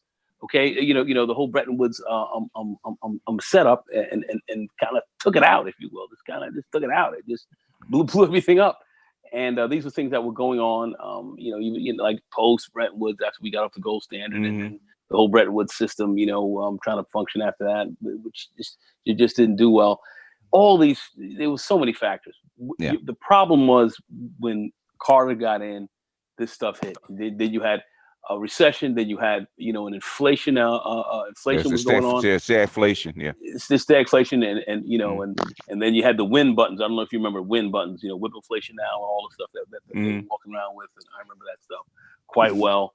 And I was in high school and looking at the stuff, and I was like, look at what's going on here. And Carter was just having a lot of big issues and just couldn't, the cost of the war and all that came up. And next thing you know, we were in big debt crisis. Okay. And then Carter did not handle certain things politically, talking about the countries in the state of malaise, and it was on the malaise on the other people, and of which he was right about. He was right about a lot of what he said, but it was politically people didn't really want to hear it, so they got upset. Things weren't looking good, and just Carter was just the after, you have to understand what happened before. You had Nixon going out the way he did. And you had a vice president literally who got kicked out of office, and he got kicked out, and then you bought this buffoon in a Ford who was falling all over the place, looking highly ridiculous, and then people just wanted a quick change, and they brought Carter in, and Carter was saddled with all these big economic debt problems that we hadn't really seen before. She's seen it in some years, and that was a tough and that was a tough time. So do I think Carter was that bad? No, I think Carter did some things that were very good. But economically, we had some problems. We had some issues with unemployment, stagflation, and so forth, and people held that against them. And then, of course, the Iranian crisis and all that came in, and the loss of empire, and all that loss of empire. So people felt that, and they knocked him out the box. Yeah, from the point of view of a non-American. When I say non-American, that I wasn't born here. I'm Paul the same way. If you can look at the Obama administration, where the United States found itself with first Bush, second Bush, all the problems that come from those two dumped in Obama, and then he had to deal with Carter had a similar situation. Okay. Carter had a similar situation, and America don't want a president who is going to tell them, look, we've got this problem, and this is how we're going to fix it. We're not going to have happy days are here again, the sky is blue, the sky is blue. That's what Reagan did. But because Reagan, the reason why I ask is because I was young. I was 4 when he got elected, so I was 8 when he left. So what I remember is, those are the years where you start to understand. Well, you start to hear what the world is, and then you begin to, from a child standpoint, understand what the world is. All I remember was sitting in my mom's deuce and a quarter or my father's caddy, 2 and 3 blocks away from the gas station during the oil crisis. Yeah. I remember Iranian hostage crisis, everything else that happened, during the late 70s, and everything was just Carter. So, Well, he was the you know, president. You know what I'm saying? right. It's like So, Obama. Everybody, even though Bush and Clinton started the problems, when Obama was in office, nobody looked and say, "Well, these guys started the problem. We're going to give Obama time to clean it up." They said, "Here's the problem. Give us a fix today. Every guy give us a fix today." That's the way America works. They didn't want to admit what they had done, right? Because you had just unmoored your currency from the gold standard. So what's going to happen to your currency? It's not going to be worth shit, right? Because you had a solid gold-backed currency. Now you've delinked it from that gold-backed currency. So now, guess what's going to happen? Nobody's going to trust your currency. So basically, what's going to happen to it? It's not going to be worth anything. So basically, it hit a low, and basically, you can't raise wages as to keep up with inflation. So what you had stagnant wages because you're trying to cut down spending. And you have inflating prices, right? You had inflation. Ford didn't do much. Well, Ford tried to do something about it because rationing actually started before even Carter. So when Carter got in there, he said, "Guess what? This is what we're going to have to do." Yeah, right. The odd even stuff is actually gas. Is actually gas rationing. Actually, under World War II, remember, under World War II, you had to have stamps. In other words, to buy food, to buy gasoline, whatever, you had to have stamps. So basically, they did a few things. In other words, they reduced the maximum speed rate to 55 because I think it was like 70, 75 to use less gas. It was a safe gas. It's a great point, BJ. He actually changed the people thought it was about being safer, but it was saving energy. But not safe. That's what they gauge it. But it's actually more fuel efficient. Remember, more fuel efficient. They actually changed it. They actually extended daylight savings time. That's right.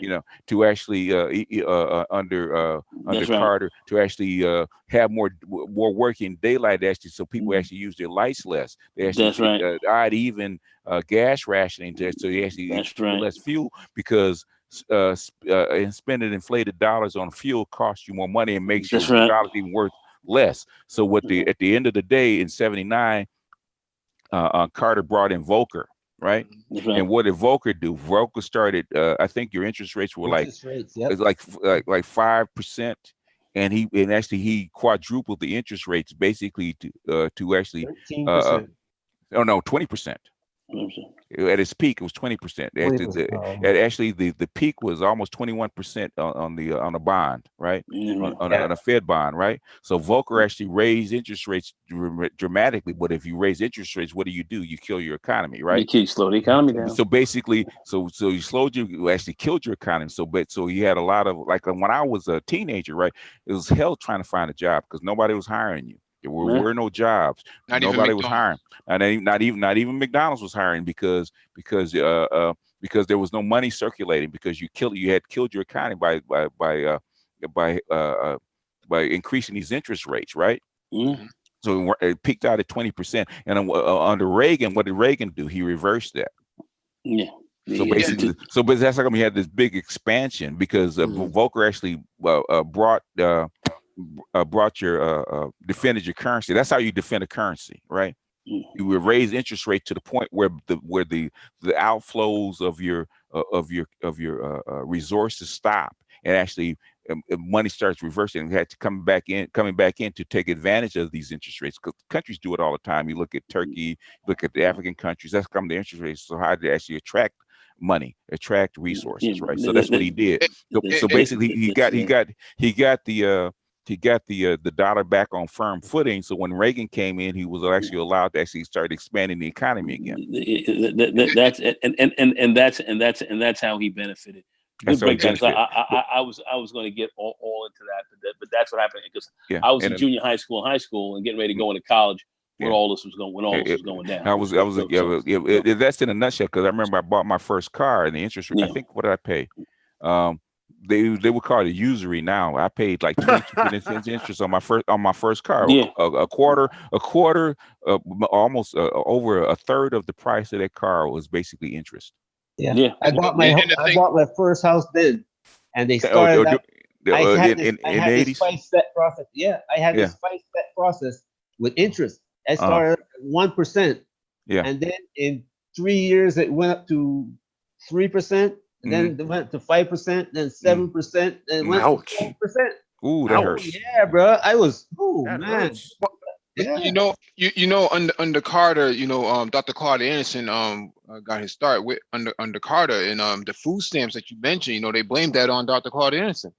Yeah. Really? No. They really serious? Okay, yeah. Well, basically they're just like they blame the food stamps on Obama. Basically, you have to keep these people alive. How do you keep people alive? But here's the thing. So I don't know the current stats now, full disclosure, but back in the 80s when I was in high school, 67% of all American recipients of welfare and food stamps were single white mothers, not black people. Not black people. Just throwing it out there.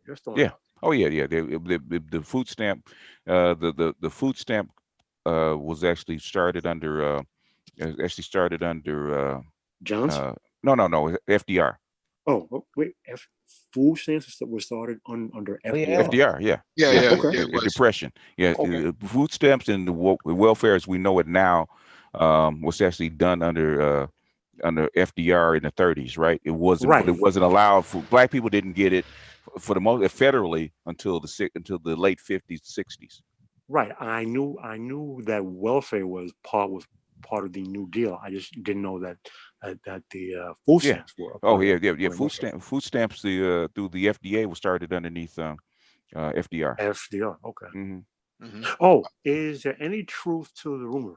Maybe you guys know, because I have not looked at this in over 30 years.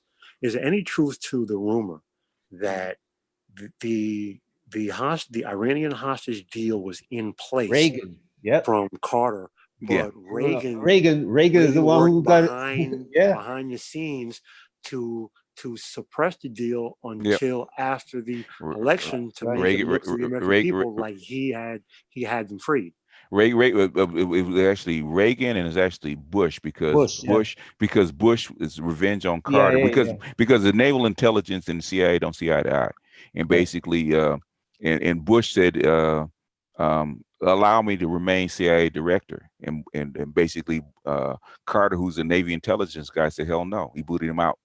So this was actually revenge for Carter. And one last thing, Bush to be CIA director.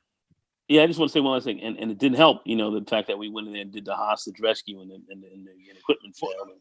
Well, they didn't have to rescue. They didn't have to rescue. They didn't have to rescue the brothers that were in there because they let them out for free. They let the brothers out. They said basically that again. Really, Ahmadinejad was in there. He was one of the hostage takers, and they were like, really? "Look, man, we gonna send you brothers out because y'all are getting torn out the frame." Yeah, Ahmadinejad was one of the hostage takers. Yep. Yeah, he was part of the crew. But they told you, Iran said we are not going to hold black the black folks because y'all are being held hostage in your country anyway by what's going on, and they never wanted to play that on the media. They tried to keep that quiet. Oh yeah, I remember all of this. I was watching this stuff. Yep, and that's why black people have such a strong relationship with Iran now. That's something that happened throughout history. Vietnam. I think my uncle got caught by the Viet Cong and they let him go. Yeah, he was in Vietnam. Yeah, yep. They took the colonel that he was driving. They took I heard the same thing. Driving and let him go. I heard the same thing in Korea when the North Koreans caught black folks, they let them go. Yep. Yeah, my father, he rests in peace. He fought in Korea, and he told me that very same thing. That if any black soldiers, because my dad was in the army, any black soldiers who were caught by the Koreans, they would let them go. Mm-hmm. Yeah, in fact, in Okinawa, DeAndre was telling me that that's how come there's some Okinawans are so dark because black soldiers that got caught in World War II as prisoners, they got sent to Okinawa. They said, just keep your mouth shut and blend in. Funny, you know what? Since you brought up World War II, my grandfather, may he rest in peace, my grandfather fought in the war. He fought in North Africa, in Italy, and in France. So my grandfather told my father that as U.S. servicemen, the black soldiers got treated 1,000 times better by the nationals than they ever got treated back home in America. And that's why you started to see so many black servicemen after World War II. Some of them never came back. You in Germany is the right place to be, Paul, to see what happens. Why do you think I love Germany? Why do you think I partially relocated? I'll be going back soon for a few more months. I have a half brother there. Half son or half brother? Brother, no sons, no sons. You had to go down to Brazil for that. Yeah. Well, I have no kids down there either. But we know. But I certainly put in the work.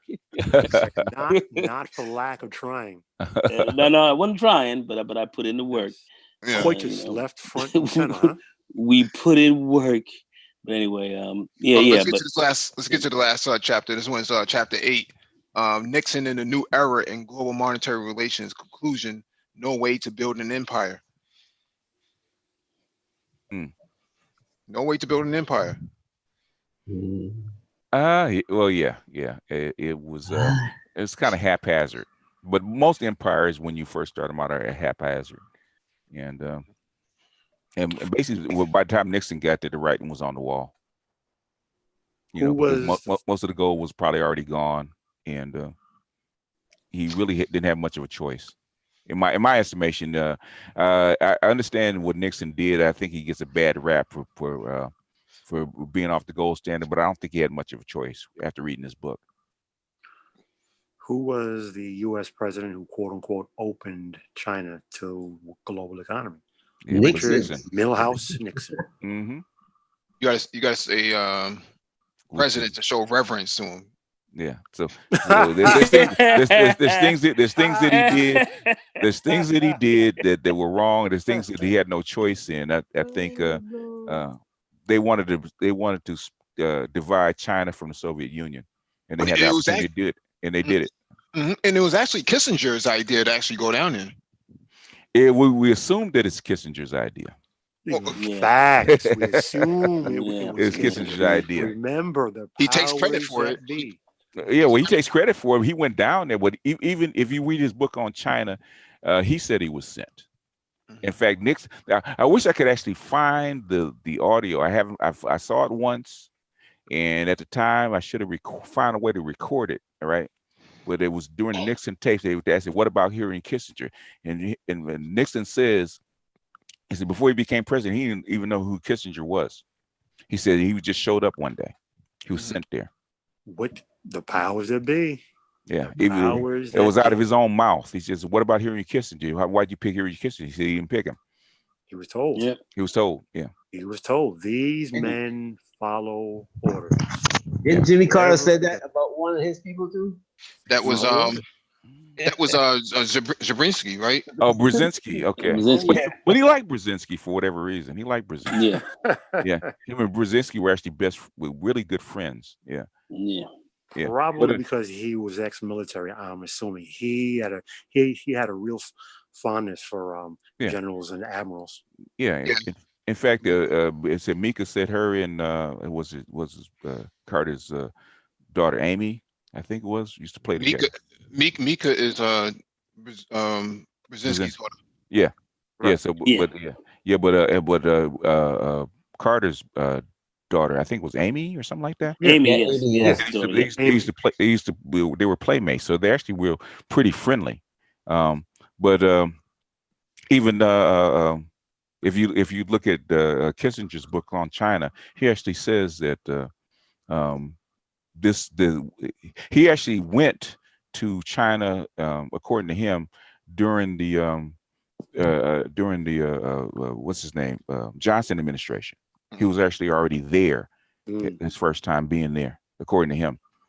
So it was, but by the time Nixon got in, he had already been there once. Mhm. You know what? I don't mean to segue the conversation, but we could literally do an entire hangout on one of the most evil people to walk the face of this planet. Uh-huh. That is George Bush Sr. Ooh, well, yeah. Don't even talk about his father, which is Prescott. Oh, don't talk about him. But he said all this shit up. But if you're going to talk about Prescott, then you got to Mm. talk about what's his name, Joseph P. Kennedy. So, Oh yeah.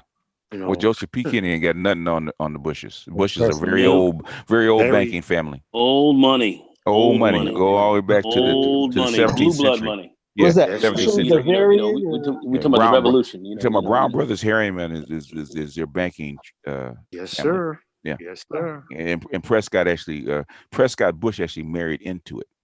Yes, Yeah, sir. yeah. When they connected About to old Russia white and money. Bavaria Oh, and are you aware of one of Prescott Bush's later on business partners, Mr. Hyman Roth? Roth. Oh yeah. Oh, Okay, so we can do a whole hangout about the money in this country and the powers that be, and Mm-hmm. a lot of the names that most people don't know, Mm-hmm. and some of the old names that they do know, just because Paul, yes, go ahead. just talk about the Federal Reserve. I was just FRB. Yeah, I don't think we'll be talking about that on here. We can do a But no, we won't talk about that. But Prescott. Anyway, go ahead, Paul. I'm sorry. Go ahead. literally 2 seconds away from mentioning 4 to 5 names. Just because these men are dead doesn't mean that their power and influence hasn't lived on through their descendants. Yeah, and one of those men was the richest man in the world. Another one was the world's first self-made billionaire. Another one you may know him from a certain building that he owns that bears his name in the middle of Manhattan. Another one, he was the banker for all of these men, and that's as far as I'll go. The thread goes up. The thread goes all the way back to the Templars, man. All the way back to the Templars. Yeah, it goes back a long way. Long way. So go ahead, then it moved from where? From France to Scotland. From Italy. Right. Because Italy was at the center of the Middle Eastern trade. Italy to France Italy to France, and then to Spain and Portugal, because they opened up the New World and a lot of silver came in, and then and then on and on and on. But basically, what Western civilization as we know it now, basically started in the south of France and Italy. And because they were actually in the middle of the trade, and if you go, that was actually the reason for the Crusades, for trade routes to China. So Marco Polo and all that kind of stuff. So there's you could go, the threads go all the way back, depending on how far you want to go back. And there's one new company. There's one country called the East India Trading. Which one? The Dutch or British? The Dutch. The Dutch. They were the British hiding their butts because that was after basically they actually opened it up after Spain and Portugal actually opened up to what we call the New World, right? And this big flood of silver came into Europe, and then that allowed the expansion of the military and financial expansion of the Dutch, the English, and the French. Yeah. So basically, it started after the Moors got kicked out, and the big opening up of the rest of the world. So that's where it started, because when you have a big flood of resources and money, which is silver, coming into Europe that was formerly poor, all of a sudden now they can actually shift shift their young men from farming labor or industrial labor to what? War making. You can actually put them on ships and sail them around the world with cannons and guns and stuff like that, because you've offloaded the basic resource of actually feeding the population to another part of the world and black slaves and the mining of resources someplace else. So he offloaded a lot of that labor. Now have a lot of excess male labor. What do you do with it? You give them guns, you send them someplace else, and he started to do what slowly but surely dominate the rest of the world. So basically, it's all kind of connected. Yeah, this chessboard been played. This same chessboard been played for 1,000 years. For 1,000 years. I keep telling people chess that game. they don't want to listen. They don't want to listen. Yeah. People keep telling me about hashtags and movements. I'm like, bro, you have no clue what you're talking about. No clue what you're actually up against and dealing with. So take your hashtags, sit down, research, and understand what's really going on. Yeah, because you don't understand. Yeah, so now you have new players on the block that like the Chinese don't want to wreck the system. They just want to assume power of the system, because for the most part, if you can correctly keep it alive, it actually works rather well for whoever's sits at the top of it, and they want to take it over. So that's how come they've never dismantled any of the systems that exist, because they want to take it over. Yeah. Exactly. China wants their seat at the table. They want every bit as much power as America does. It's not about breaking down the system. It's about China participating in that system and getting as much a share, or as close to as much of a share, if not a larger share of the pie that America has. Yeah, because you got the most people. You got to get the bigger part of the pie. If you got they have the four things that you need to assume leadership of the financial architecture, or the global empire, which is most balance of payments, increasingly probably the most gold, depending on how you look at it, a blue water navy, and the biggest manufacturing base. They basically the blue water navy and the military was actually the last piece that they needed, and they're developing that. Yeah, and they are very fragile as well, because if there's any sort of hiccup in the economy where they need to feed their people, they have 1 billion people that need to feed, and they, any sort of starvation at this point would lead to a lot of political chaos for them. I mean, they'll take a step. They'll take a step back. But the thing is, if you think about it, according to me, they're like 25, 30 years ahead. So they could take a step back. They can afford to take a step back. Well, financially, I mean, there's a bubble coming for China. Yeah, even then, if they can survive a bubble and they can recover, it would take them 7-10 years to recover. They're still on course. Not with this trade war. Not with this trade war. I don't think. Well, the thing is, who can actually outlast the trade war? Us or them? Well, they can outlast, but with the looming bubble that is tied in with it, they will be in a serious pickle. I don't know if they'll be able to recover from that. That's what I'm saying. We'll see. Totally, Mike. You got to look at what China is doing at home and what they're doing abroad. What they're doing abroad is like preparing for 5 years from now. 5 years from now, China they created a market 5-10 years down the road. They figure that they can last that long until that market is. And at home, they are also building. I mean, China is building out its infrastructure to maximize the benefit that comes for the Chinese people. Yeah, but they're overproducing all the staples that become exports. So a lot of the goods that they're producing isn't being purchased, so they're losing it below market cost. That's a big problem. That creates a bubble for them.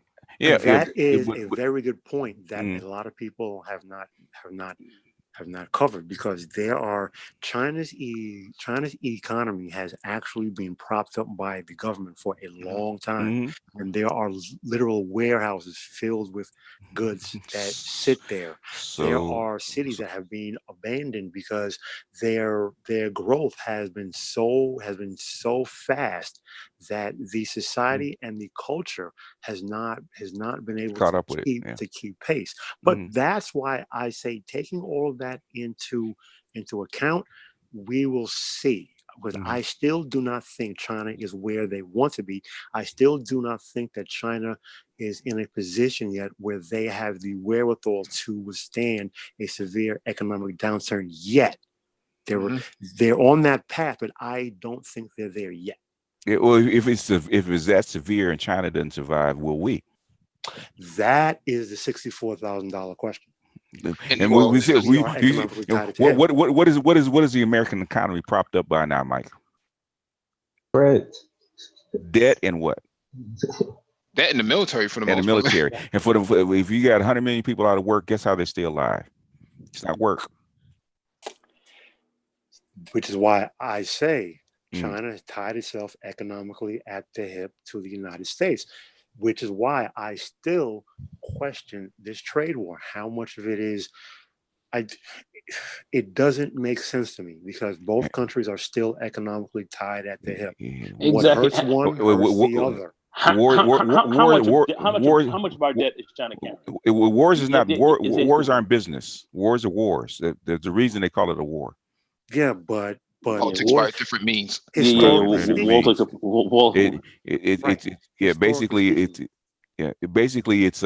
it's by any means necessary. So basically down to the last man. So you use everything that you have, short of a shooting war. So basically this is what it is. It's a war of attrition. That's what's going on right now. That's what Donald Trump is trying to do. Donald Trump is in the same position as it's a war. It's bigger than neighbor. It's a war of attrition. The thing is it's been a long time since you've had it at this level, because the magnitude is so much greater. You've seen it between two countries, but never to this level. But that is a very dangerous game that they are playing. Because it is going to hurt both countries. The whole world. There will be bleeding. Yes, absolutely. I have a question, gentlemen. Bleeding on both sides. Yes. How much of our debt is China carrying? Ooh, last count, between 4 and 5 trillion. Correct. Yeah, we're not even counting the balance of trade, because they don't even count that shit anymore. What does that tell you?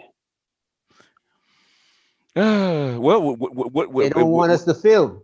I know what it tells me. They don't want the U.S. to fail until they're able to like you just said, until they're able to sit at the table and direct. Exactly my theory. So the thing is that who presses the button first, and not that it really matters. At the end of the day, who walks out still alive?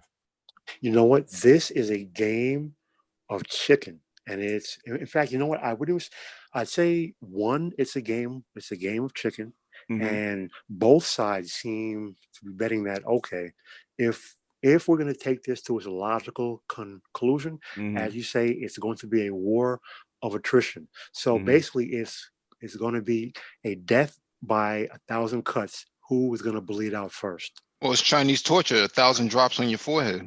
Well, you said tied up. But China at the end of the day is going to have to work out a deal to work with the United States. You got to remember, there's one too much debt. There's one too much of it. There's one card that China has that we do not. And that is okay. They live on an authority. That's one, but they live underneath an authoritarian country where they have a better control over their people. We live in a liberal country. Yeah. Well, you also have to understand, their government, their Politburo and so forth is run by politicians. Our government or our Congress, so forth, are run by business people. Exactly. Different. And as far as that authoritarian society, how did that work out for the Soviet Union? Yeah, but China's not Soviet. China's got a different type of authoritarian system. See, they're creating a system now where you can't get on a train if you walk across the street, jaywalk too much, or if you don't stop at the red light. You know, you got a customer driving through the red light, your children can't go to school. So your population going to get in line. They promise you, we're going to give you a good job. We're going to give you this, but you got to do what we say. In America, you can't do that in America. Like DJ said, Americans are free to choose what they want to do. They have very a lot liberal, very extremely liberal society in America. Society. Yeah, in American society. So basically, they don't have the psychological control over us that China has over their people, and with the Chinese people are very willing to suffer. I would argue that, but that's why the people in Hong Kong are going crazy. Say what? That's why the people in Hong Kong are going crazy right now. Oh yeah. Well, they don't want that kind of authority. They don't want it because they've lived under a liberal society for so long. But guess what's going to happen? It's coming. It's coming. Yeah. I would just argue that Americans are every bit as much controlled, just in a different manner. Not not in the authoritarian manner, but the population is every bit as controlled. It's just not as heavy-handed. It's not as authoritarian. Because look, in America, vigorous debate is allowed, but within a very narrow bandwidth. You cannot exceed that very narrow bandwidth. But within that very narrow bandwidth, vigorous debate is allowed. But if you are any kind of a free thinker, you are shouted down. So that's why I say that you say that American society is not as controlled. I would posit that it is just in different ways. Not necessarily. I don't think so, Paul. Oh, there's a difference between, like in China, the one child per household policy. That's like that's enforced. In America, probably that, and especially in the Black community, like hell no. They'll fight you over that, I'm gonna have babies by whoever I want to have, black lips and gold tooths and all that stuff. So there are, and basically that's been the argument, between liberalism or what we call liberalism and authoritarianism. That's been the argument. Which system works best? Because liberalism is a very, very new idea. Authoritarianism has been around as long as people have been around. Okay. Exactly. The thing is, you say that liberalism is a liberal society is better, and you get a better control of the people. That hasn't been proven. It hasn't been proven. I didn't say that. No, I'm not saying that. I personally, I would not even argue that. Personally, we knew China has like a 6,000-year history. We know what they do. Right. We know what the Russians do. Even going back, even the Soviets just inherited an authoritarian system that had been enforced by the czars for like 1,500 years. All right. So it didn't just pop up yesterday. And Germany has Germany actually forged together a country out of nothing within a matter of 40 years because they have an authoritarian mindset. Okay. The United States does not have that. So liberal societies, China, case in point, China has built more high-speed trains in 10 years than the United States ever has. How come we don't have the world? The rest of the world. The United States, the most liberal country in the world, we know that we need it, does not have one. Have you seen?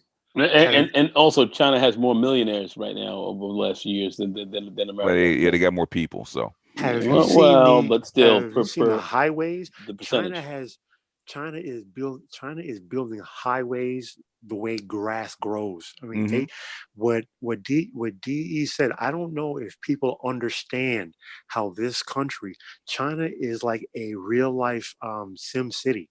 They are building cities and highways at an exponential rate. You look at it like it's way too fast. They have, but they also have a excess of labor, human capital to actually do all that. The United States could have did something similar, but they they took all the money for infrastructure and for school, academia, and put it into the military. I just want to say the percentage, when we look at America, United States percentage of population with respect to the percentage of population of Chinese, they're making more millionaires than we are. Yeah, of course. Yeah. I mean, yeah, I mean, It's just not a straight numbers game. well, Per 100,000 Chinese, per 100,000 okay, Americans, they're making more. yeah. Well, I want to make sure we get to this before we actually Go ahead. close out, man. Black Gnostic posted Jim Rickards, the coming financial environment, from Coast to Coast Radio, and I think you all should actually go to his channel and actually play that video. It is actually supplemental to this Gold Great Dollars stuff. Power. Mhm. Very Yeah. much. Stuff, needed. yes. Great stuff. And actually, Jim Rickards actually actually is a contractor for the DoD. So he's not only just a financial guy, but he's also a financial advisor for the DoD. So he's no slouch. He's no liberal. He's no crackpot. Right. You know. Which is why when I heard him play him, he's saying the same thing we're saying. Go ahead. Coast to Coast always have guys like this on, but black people never listen to Coast to Coast. Because black people are too busy watching Real Shitwives of Atlanta. So Yeah, well, it's a matter of literacy. If you don't even understand what's being said, exactly, difficult for you to keep up. So I think literacy is a big issue. Hello, but You who got to wants read that food for thought? You have to read a little bit. A lot of people want to talk like they've got a lot of knowledge. They want to talk about a lot of crap, but they don't read shit, but they want to talk shit. So you got to read. Anyway, go ahead, guys. No, just closing thoughts. Go around. Yeah, I mean, this is like I said, there's only so many chess pieces on the board that are left. So at this point, it's not, with a little bit of reading, you can probably pretty much figure out what's going to happen, as well as somebody up on the Pentagon or up on the Hill. If you look at what happened with the Iranian tanker, you can call it. Okay, this is what's going to happen next. This is going to happen next, and then unless somebody gets a wild hair, you can pretty much call what's going to happen, because there's only so many pieces on the board, and this is just part of it. This is just one piece.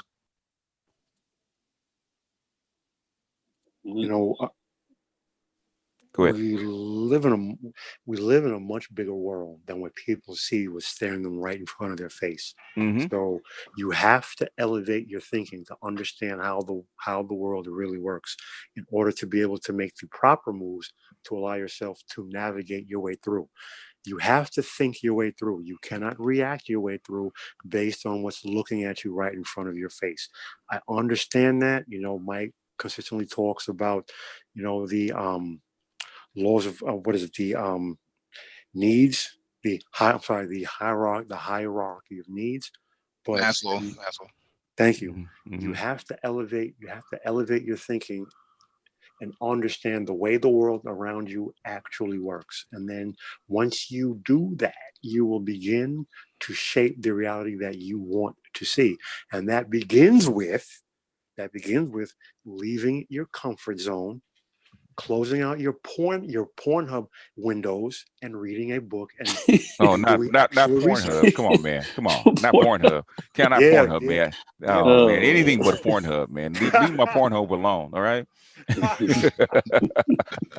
Old man has to have some kind of enjoyment. All right. Not as much of it. All right, because hey, at the end of the day, we're all men. So hey. But okay. So I would say, to me, as I always say, all is mental, because mental is supreme. You have to think your way through. You cannot react your way through. This is a world that you live on, and it is much bigger than the town or the street that you live on, and everything that you see.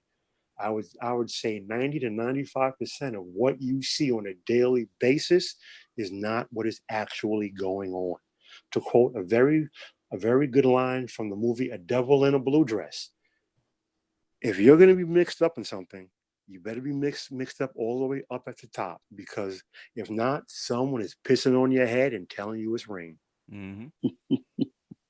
One of the things I see, Paul, is that when I was growing up, even though you may say I was 17, 18 years old, I hear the old guys talking.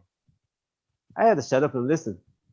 Today, and if you go to BGS Hangout, instead of the guys coming and ask a question, they say, you know what? Well, you said so. Kind of explain what you mean by that or something like that. They'll come in there and start arguing. Yeah, man, you wrong because of so. And he's talking about today and not looking at the rice grains as they go from BGS time to his time. He want to argue against BGS point. And that's one of the bad things about today. The young guys, a few of them are picking it up, but the majority of them are so far out that they don't even want to. They just want to see what's in their own mind. All right. Anybody else? Yeah, I'll say very quickly. Yeah, Francis Gavin's book, Gold, Dollars, and Power. Great book, very insightful. Really explains to you a lot of what is going on and what happened and why we are where we are right now. This has implications for everyone as we try to kind of synthesize a lot of what was said. I don't know if some of this came across clearly, but it literally goes from the financial crisis that affected Black people very terribly, also to how this is has affected Africa and where some of this is going to go for development there as well. So we have a big interest in understanding and reading this stuff and looking at it from a three-dimensional perspective. Makes you think a little clearer and it will prepare you a little bit better for what's coming down the pike. Certainly people who have a financial background will understand this, but just for the regular person walking around, they should be somewhat aware of this as well.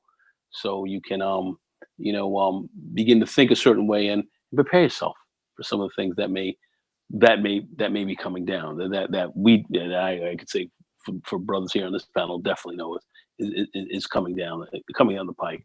So I think this was a great discussion. I definitely liked I definitely like Mike coming in, putting this out there. BGS, Paul Bryant, DE. I wish we had other brothers to jump on this as well. And I know this is not popular because people like other types of entertainment and stuff like that. But this here I think is germane to our everyday life, and it has greatly affected us. And we got to keep a close eye on it because these factors that these issues that we're talking about are going to affect a lot of things in the future as well. So let's keep our eyes on the ball. Black Brain Trust once again stepping up to the plate, putting out some good content that we should be thinking about. And this is all about keeping us thinking a little bit and preparing for what might be coming down. And I'm greatly happy to be a part of it. Anyway, thanks, gentlemen, BGS, and the rest of you guys. Thanks, Mike, and all you. All right. Yeah, thank you all for joining us, man. The next book we're gonna look at is either Tragedy and Hope. That's a big one. Oh, that's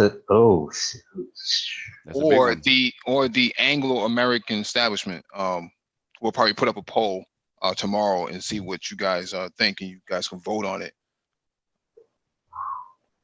The Tragedy and Hope is a big one. Yeah.